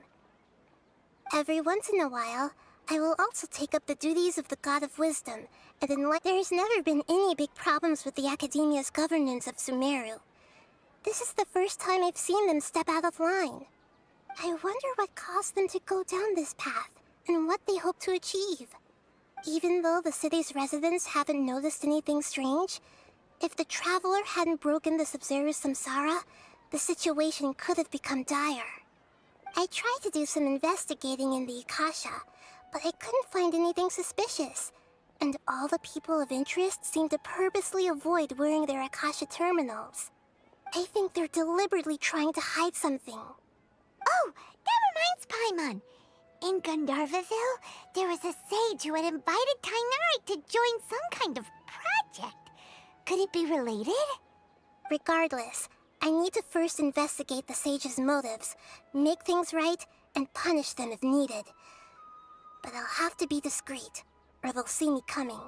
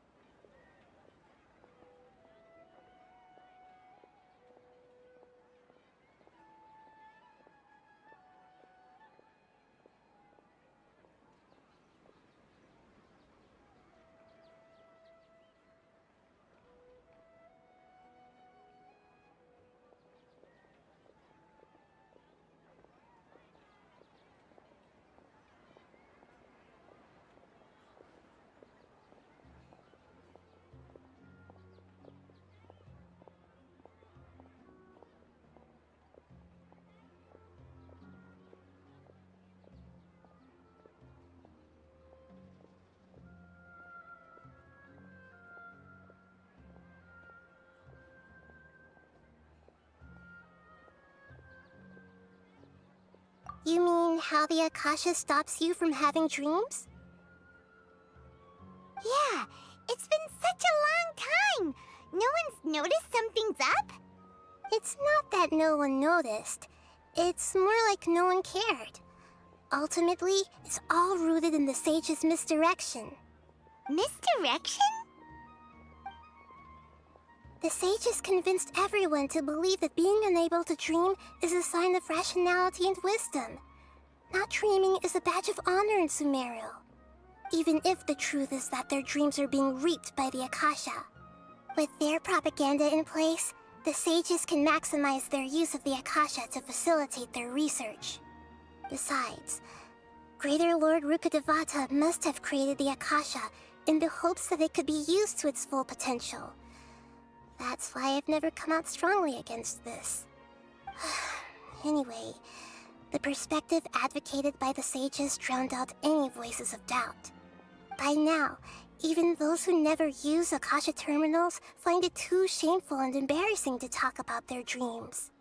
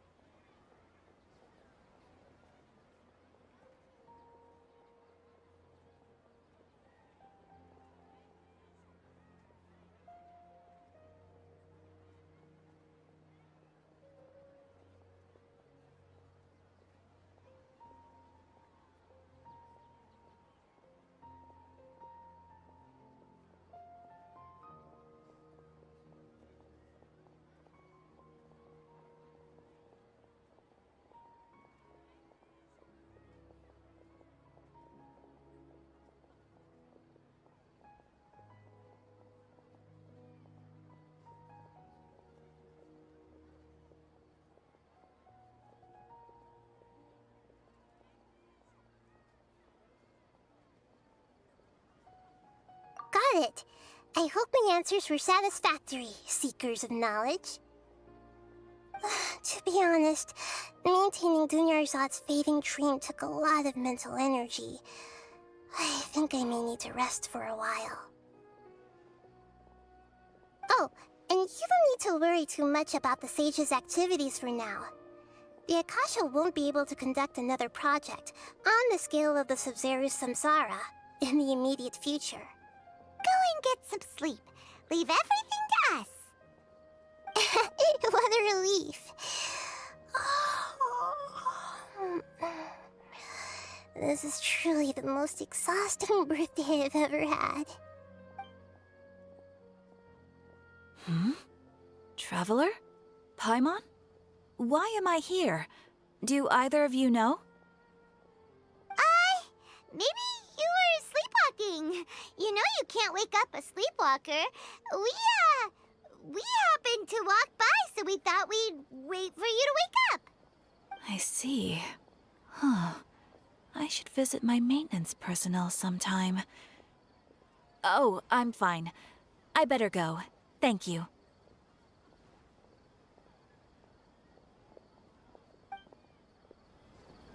We've spent quite some time in Sumeru City, but ever since we last said goodbye to Lesser Lord Kusanali, we haven't heard anything from her. Oh, we can't just keep waiting around like this. Let's go find Catherine and pick up some work so we can at least keep ourselves busy. Exploration and trials. Adventuring is right up my alley.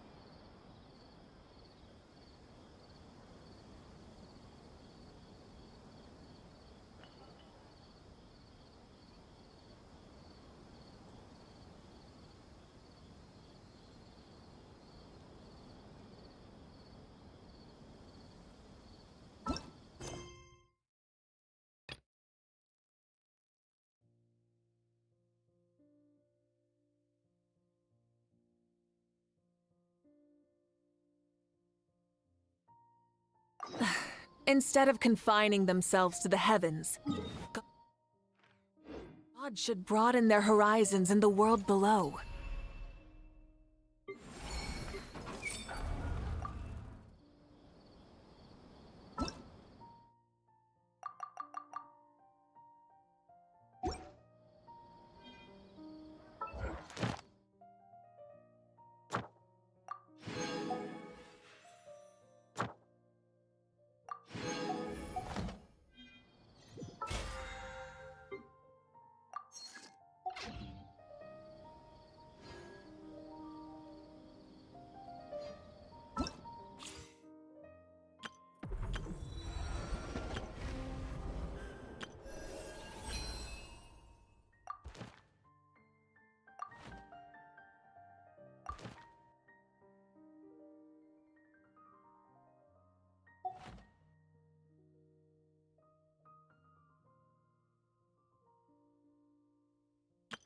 All geared up.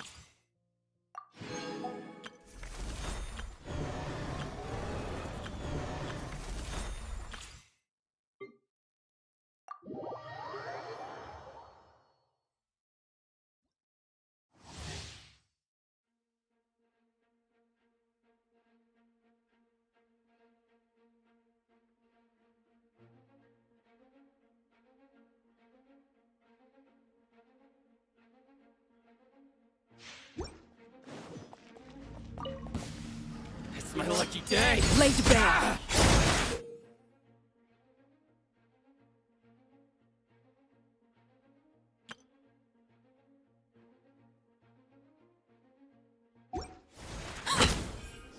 Finally, very high.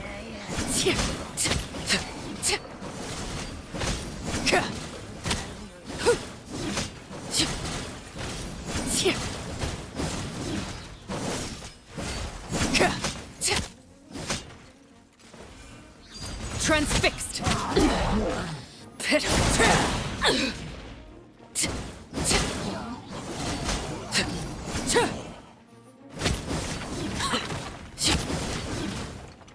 This is where you fall.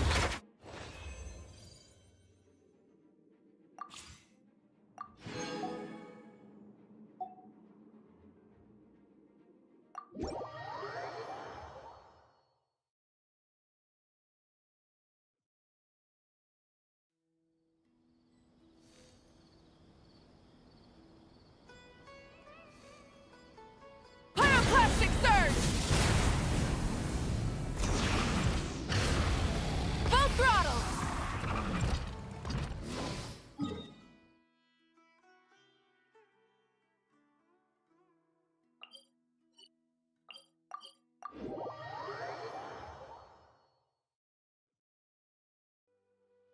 Try and stop me!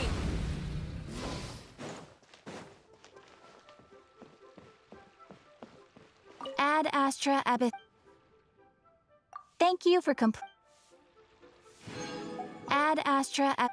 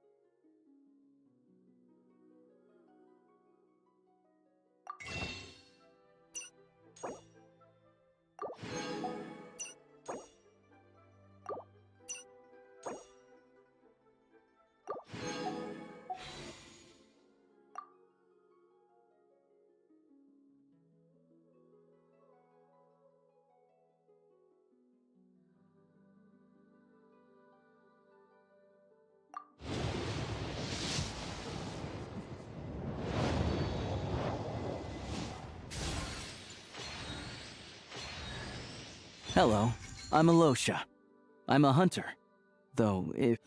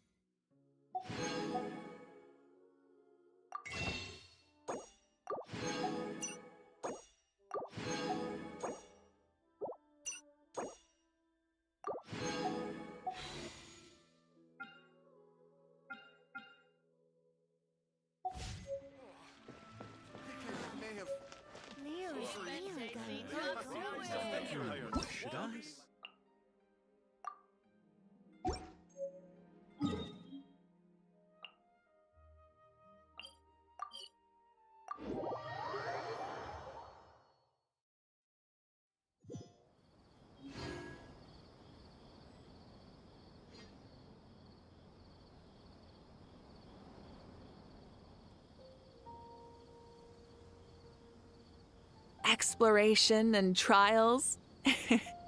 Adventuring is right up my alley.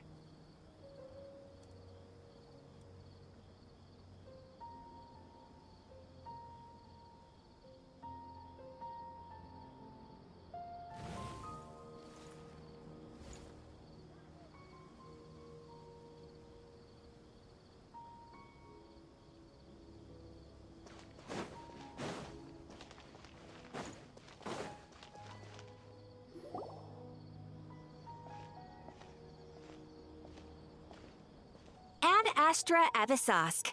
We meet again, you two. Hi, Catherine. Do you have any commissions for us today? Commissions, huh? Let me think.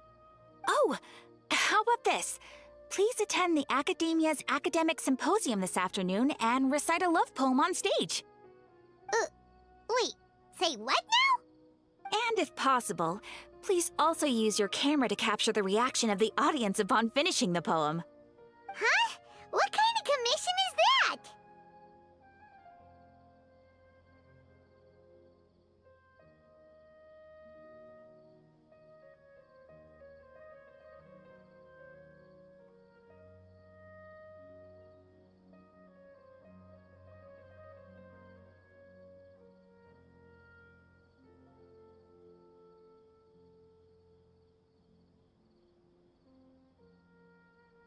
I see. It appears that you're not interested in this commission. In that case, please go to Port Ormos and convince the Eremites there to spend some time volunteering at the local orphanage. Hey, that's not any better.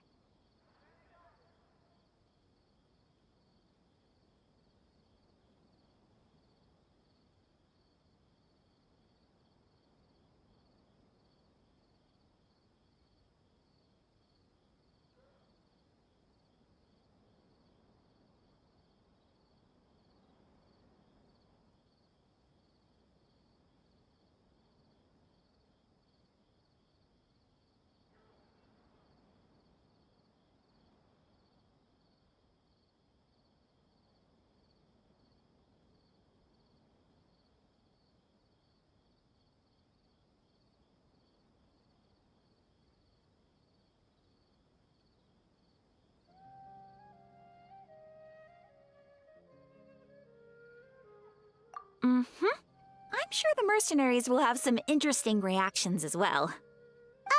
Paimon's gotta ask. Just who exactly has been submitting these commissions to the Adventurers Guild? Oh, the commissioner? Well, actually, I just wanted to see the two of you in action.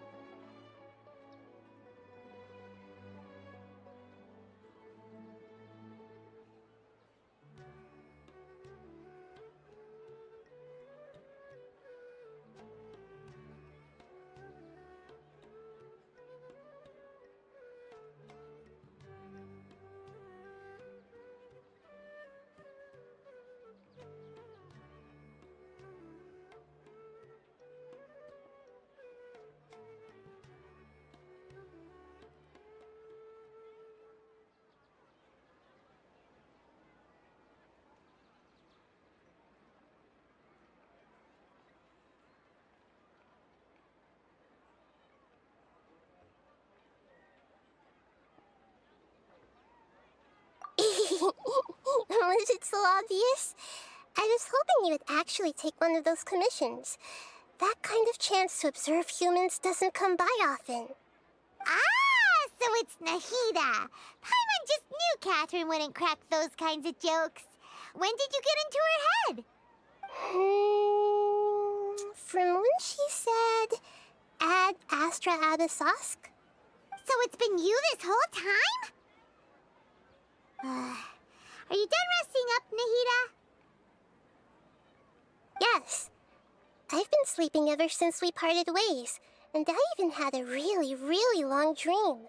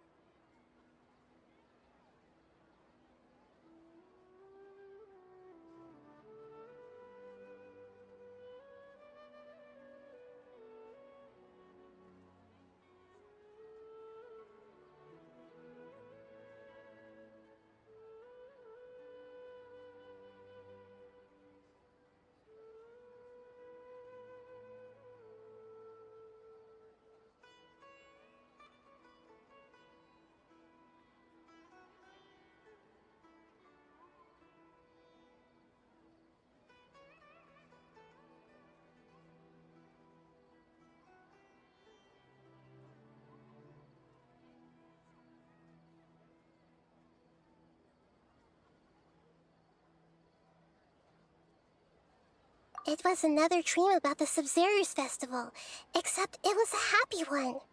In my dream, I was sitting in the middle of a flower terrace, and everyone in Sumeru City was holding hands as they danced in circles around me.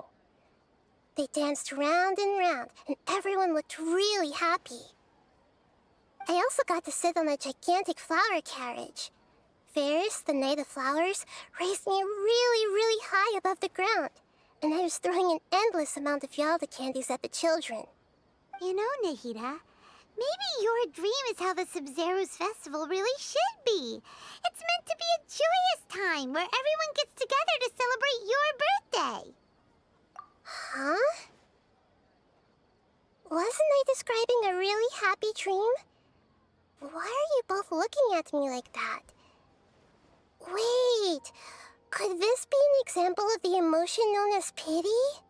No, we aren't pitying you. That would only make everything worse. We just don't want you to feel too sad. By the way, have you had a chance to visit Dunyarzad? How's she doing? The Homiyanis haven't allowed any visitors after the festival, so we haven't been able to check on her. Yes, I paid her a visit right after I woke up. She was resting at the time. Her condition is stabilized. However, since Elazar is a manifestation of the withering on the human body, we can only cure it by finding a way to take care of Irminsul's own withering. But for the moment, our top focus should still be figuring out what the sages are up to and what they're planning. Right. Who knows what'll happen if they manage to pull off another scheme like the Samsara of the Sub-Zero's festival? So our first priority should be investigating and putting a stop to the sages' activities. As for how we should pull that off, let's discuss it somewhere else. There are too many adventurers around here. Oh, good point. Sorry, adventurers. We're gonna be borrowing Catherine for a little while.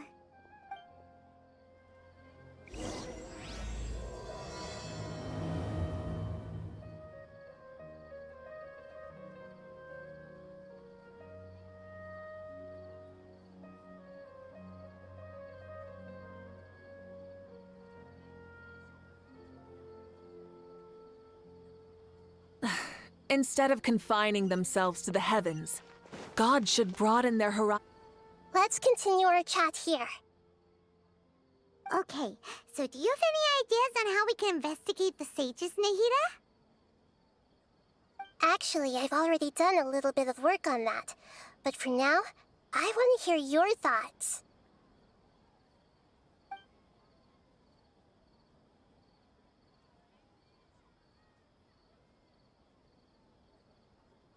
I've already tried that, but all the key members of the Academia, even the core of 30 guards, intentionally avoid wearing their Akasha terminals. It seems that from the very beginning, they've been guarding against info leaks from the Akasha.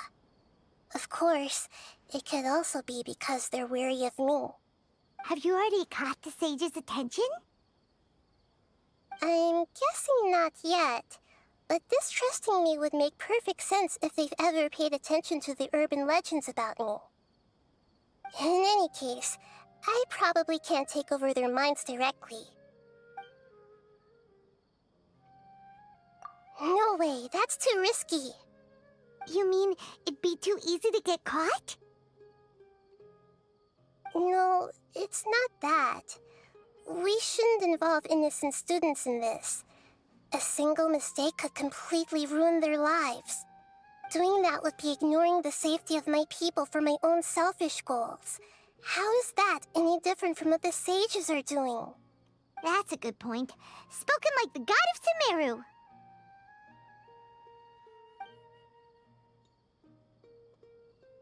We're in the dark as of now. Since we still don't know anything about their goals, any rash move could tip them off and lead to terrible consequences. After all, every person in Sumeru City is one of their hostages.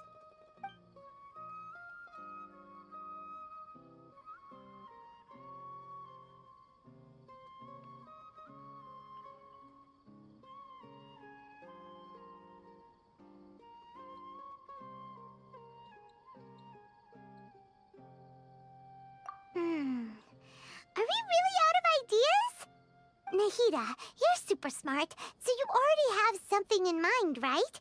Don't keep us in suspense. Spill the beans already. According to a popular theory from the Vahumana Darshan of the Academia, rejecting impractical motions at the beginning of a planning session will give more weight to the actual proposal. Okay, but aren't you the god of wisdom? You don't have to use that kind of gimmick to make us take your ideas seriously. Well, I've been thinking that if I can't directly possess the leaders, and if I can't get ordinary people involved, then I should find someone who's already involved, but hasn't decided to side with the sages. You're saying we should recruit a spy? That does sound like it could work. Oh, before coming back, we met someone named Alhaitham. He seems like he acts alone, and he likes doing stuff behind the Academia's back. They probably aren't in cahoots. Actually, I already have someone in mind. Do you still remember that female scholar named Setaria? Setaria. Paimon remembers now. Isn't she the one who's always trailing behind the Grand Sage of the Academia? We ran into her basically every time the Sub-Zero's festival repeated itself. You could even say we're old enemies by now. Paimon still remembers the smug and mean way she always spoke to Nilou. I've always liked observing all kinds of people, and Setaria has always stood out from the crowd. She was born in the desert and was hailed as their greatest genius. Her academic gifts allowed her special admission into the Academia, and also gave her the opportunity to serve as the sage's assistant. Oh, Paimon didn't know she was from the desert. She must be pretty special then. Paimon feels like most of the desert dwellers around the city are working as mercenaries. The name Setaria means star. When she lived in the desert, she shone like the brightest star in the night sky. Later on, she was chosen by the sun. The star was given a place in the daytime sky to complement the sun's dazzling light. Soon after, the star witnessed the sun scorching the earth, which brought forth many disasters. The star began to waver. Instead of staying beside such a sun, wouldn't it be better to return and light up part of the night sky? But in the end, she couldn't give up the radiance of daytime. To cope with her shame, the star buried her guilt and closed her eyes.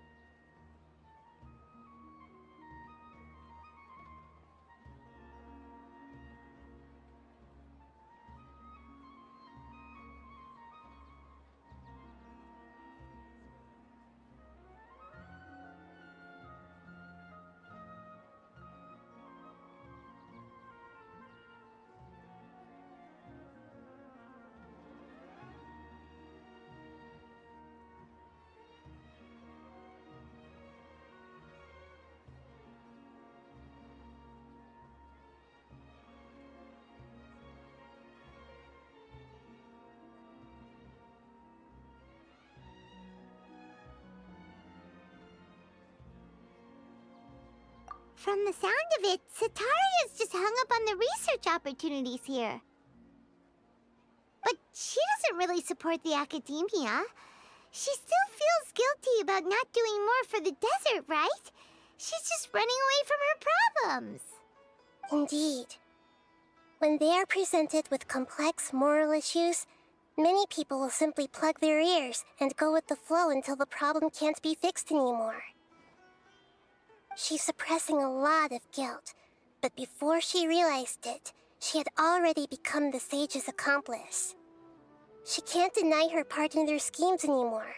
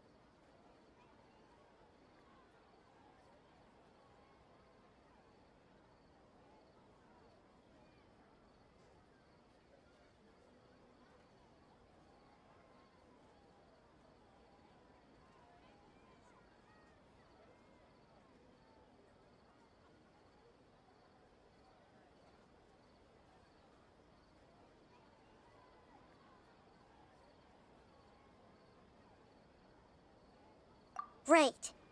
We must somehow make her face her problems again.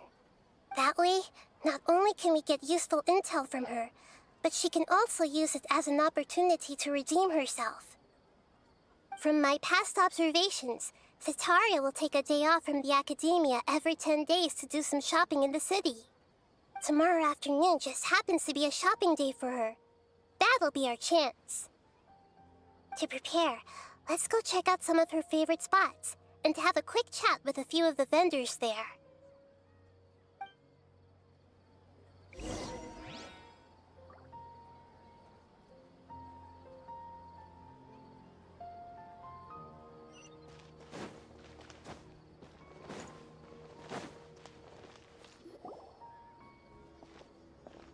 This should be Sataria's favorite fortune-telling spot. So should we ask the fortune teller about Sataria? No, I already have enough information on Sataria. The most important thing now is for you to pay attention to the vendor's talking style and key characteristics. Talking style and key characteristics? My poor lost lambs. Have you become troubled over your fates? The divine voice of wisdom often echoes between mine ears. If thou be blessed today by the gods, I may be able to show you the way. Huh? Really? Nahida, you've been whispering things to her? Shh! My friend here has some doubts regarding her future. Can we get a fortune reading for her? Of course, of course. In that case...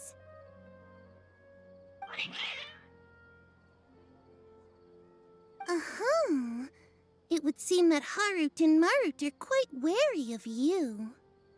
Perhaps, at some time in the past, you have somehow offended the gods.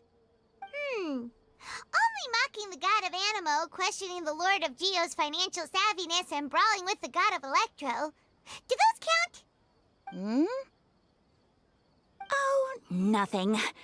Go on, pick an aspect for her to divine.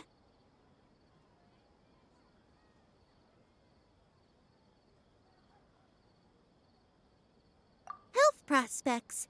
No problem at all.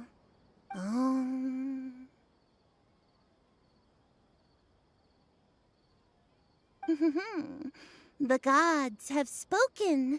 The truth shall be revealed. Your life shall continue on for many, Many tens of thousands of years? Impossible. Harut, Marut, did you two spoil my divination? I've never read a fortune so absurd.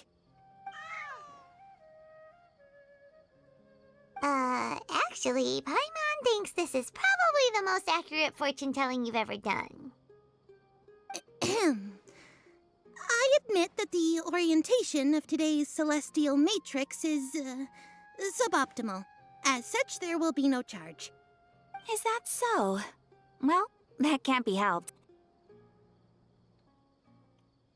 If you were to bring some food offerings for Harut and Marut on your next visit, perhaps they could help you reverse the wheels of fate.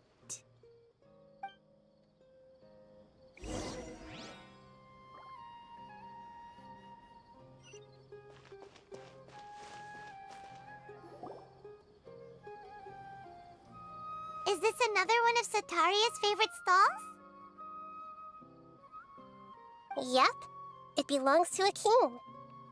His father helped Sataria a lot when she first moved to Samari City, so she still comes by whenever she has time. When I start talking with him, listen carefully to the details of our conversation. Ah, dear customers. Would you like to look at some pottery? We caught wind of your great craftsmanship, so we specifically came to take a look. Oh, I recognize you. Aren't you Miss Catherine from the Adventurers Guild? Sounds like I'm in for some big business. Speaking of, where did you learn this trade? I suppose you could say it all started with my dad. He's a mason by trade, but I picked up an interest in clay while apprenticing for him. After that, I began making pottery by myself in secret, and I simply changed trades when my works turned out well. Although it's a pity that I'm no longer making much use of the knowledge provided to me by the Akasha. That's nice. You're making a living doing something you love. So is your father still working as a mason? Oh no, not anymore. A few years back, he fell from a roof and broke his leg. Since he had already saved enough Mora over all these years, he's just enjoying the retired life in Port Ormos nowadays. I see. We wish him peace and happiness in his retirement. I'll have someone in charge of logistics at the guild come by another day for some goods. We'll leave you to it. Take care now. No problem. Rest easy, all our goods are sure to meet your every need.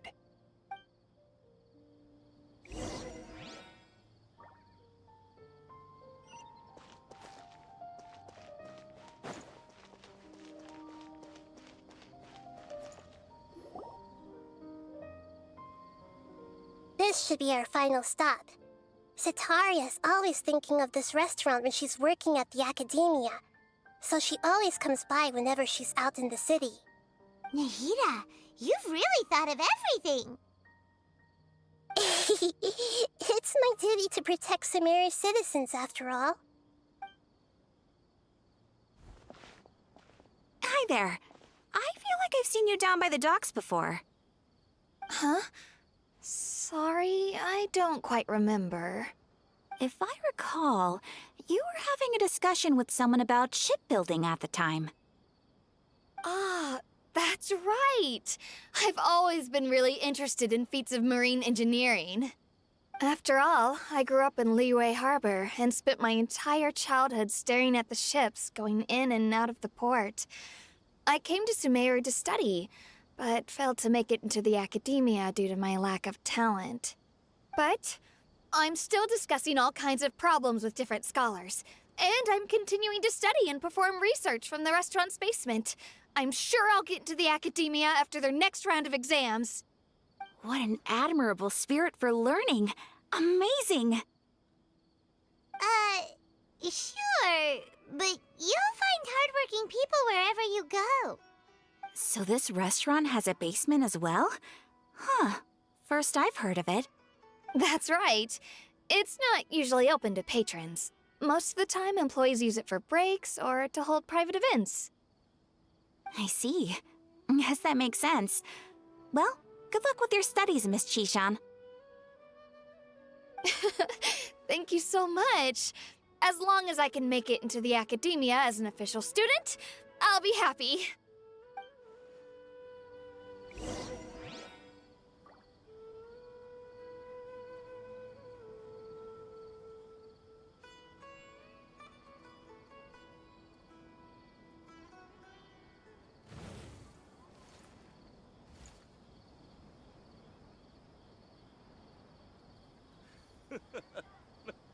Makes me laugh every time.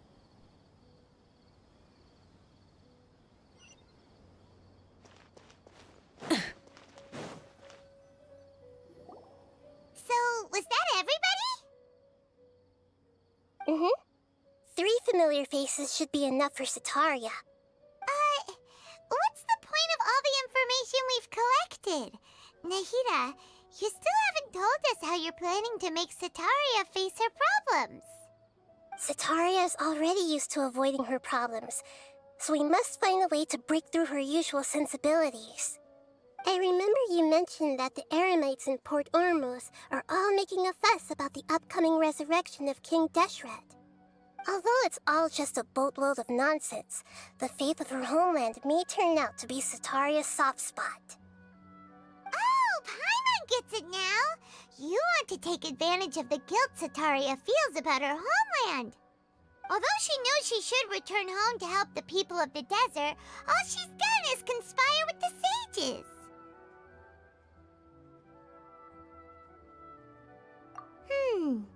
So how do we set that up?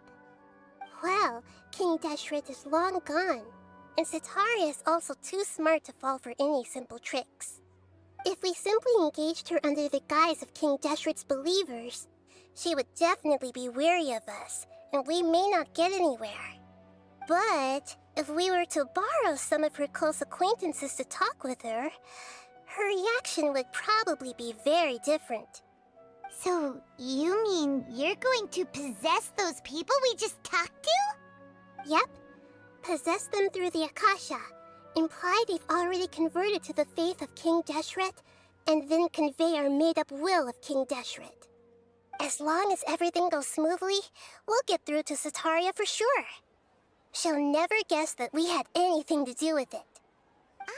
So that's how you're going to use all the info we collected on these people. It's so that you won't slip up and break form. Possessing them will only work if you can manage to pass off as them. Exactly. So, best of luck with impersonating them. Huh? Best of luck? But we don't know how to possess anyone. That's no problem at all. I'll just share all their senses with you once I've possessed them. As long as you're also wearing an Akasha terminal, the effect will basically be as if you've possessed them yourself. Huh. That is pretty convenient. But why does she have to do this? Can't you do it yourself? Although I've been observing humans for a while, I've never been good at imitating them. You're not wrong. It's always been painfully obvious whenever you try to pass as Catherine.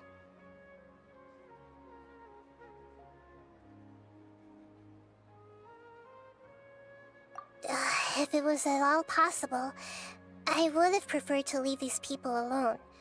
But seeing how things are now, I probably should just accept it and push on. Yeah, don't beat yourself up over it. We're only doing this to help everyone, and we'll only be borrowing them for a little while anyway. Alright, then let's give it a go tomorrow afternoon.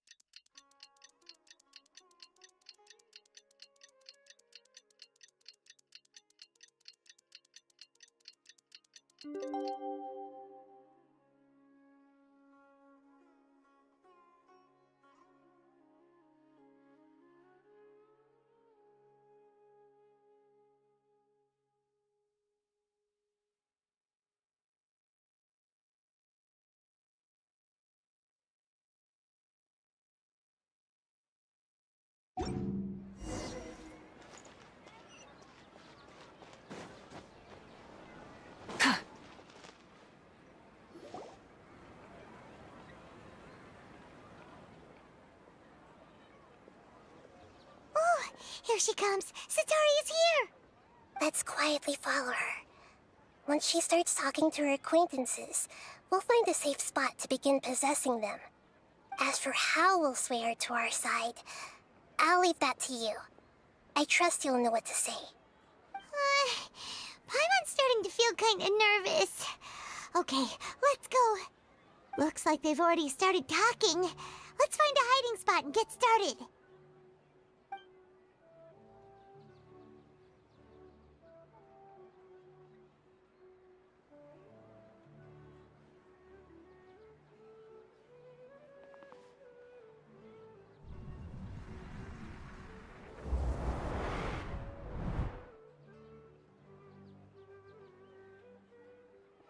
That's right. You really can't force anything when it comes to love.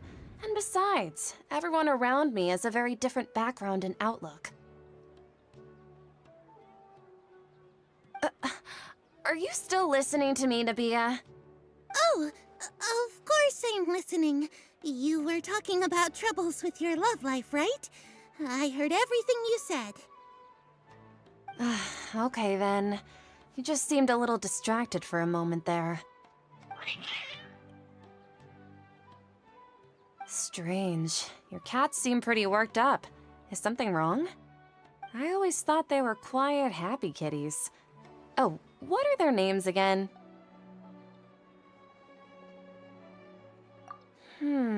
Are you sure?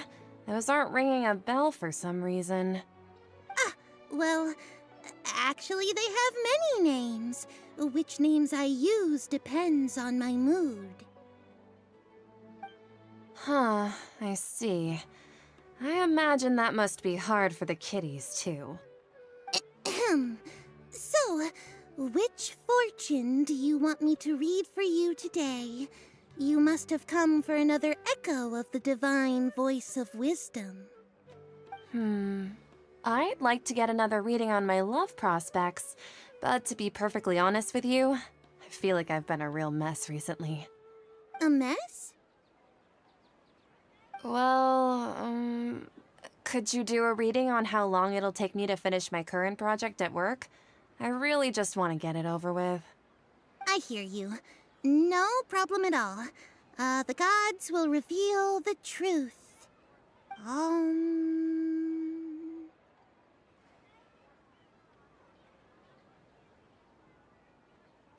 The gods are asking, Setaria, why haven't you gone home?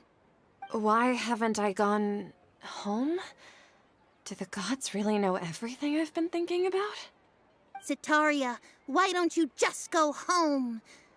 It's a demand now instead of a question. The gods seem to be truly upset. I'm sorry. I know I failed the gods.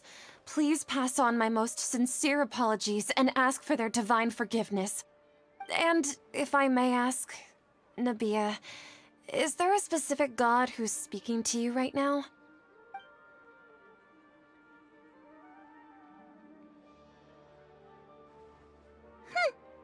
What an inconsiderate and naive question. The god who is speaking to me is, of course, the wisest and mightiest of all, King Deshret. King Deshret? No wonder he would make such a demand of me. Wait a second.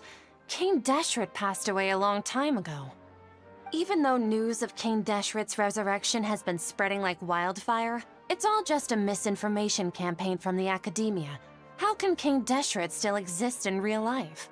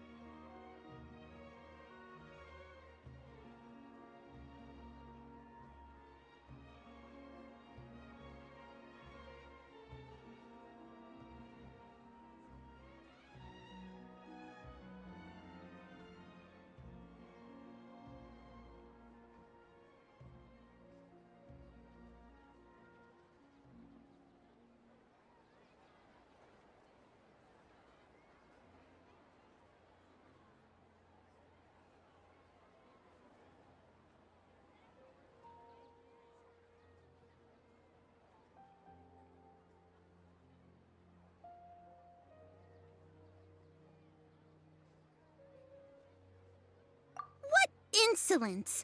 I am King Deshret's most loyal believer. Do you wish to refute his voice of wisdom? Oh, no. As a child of the desert, I am only reveling in his power upon learning that his divine glory has touched even this city.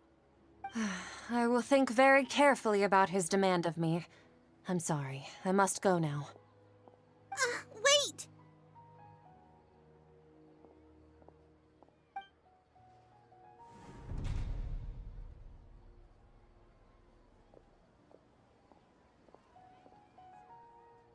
Whoa!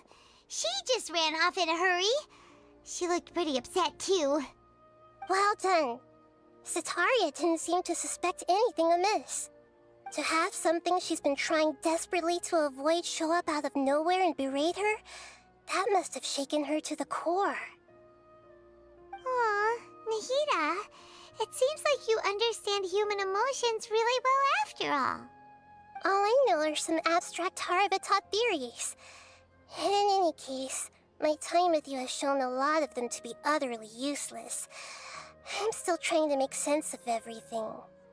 Anyway, enough of that. Let's hurry and catch up to Sataria. She's at Akeem's now, right on cue.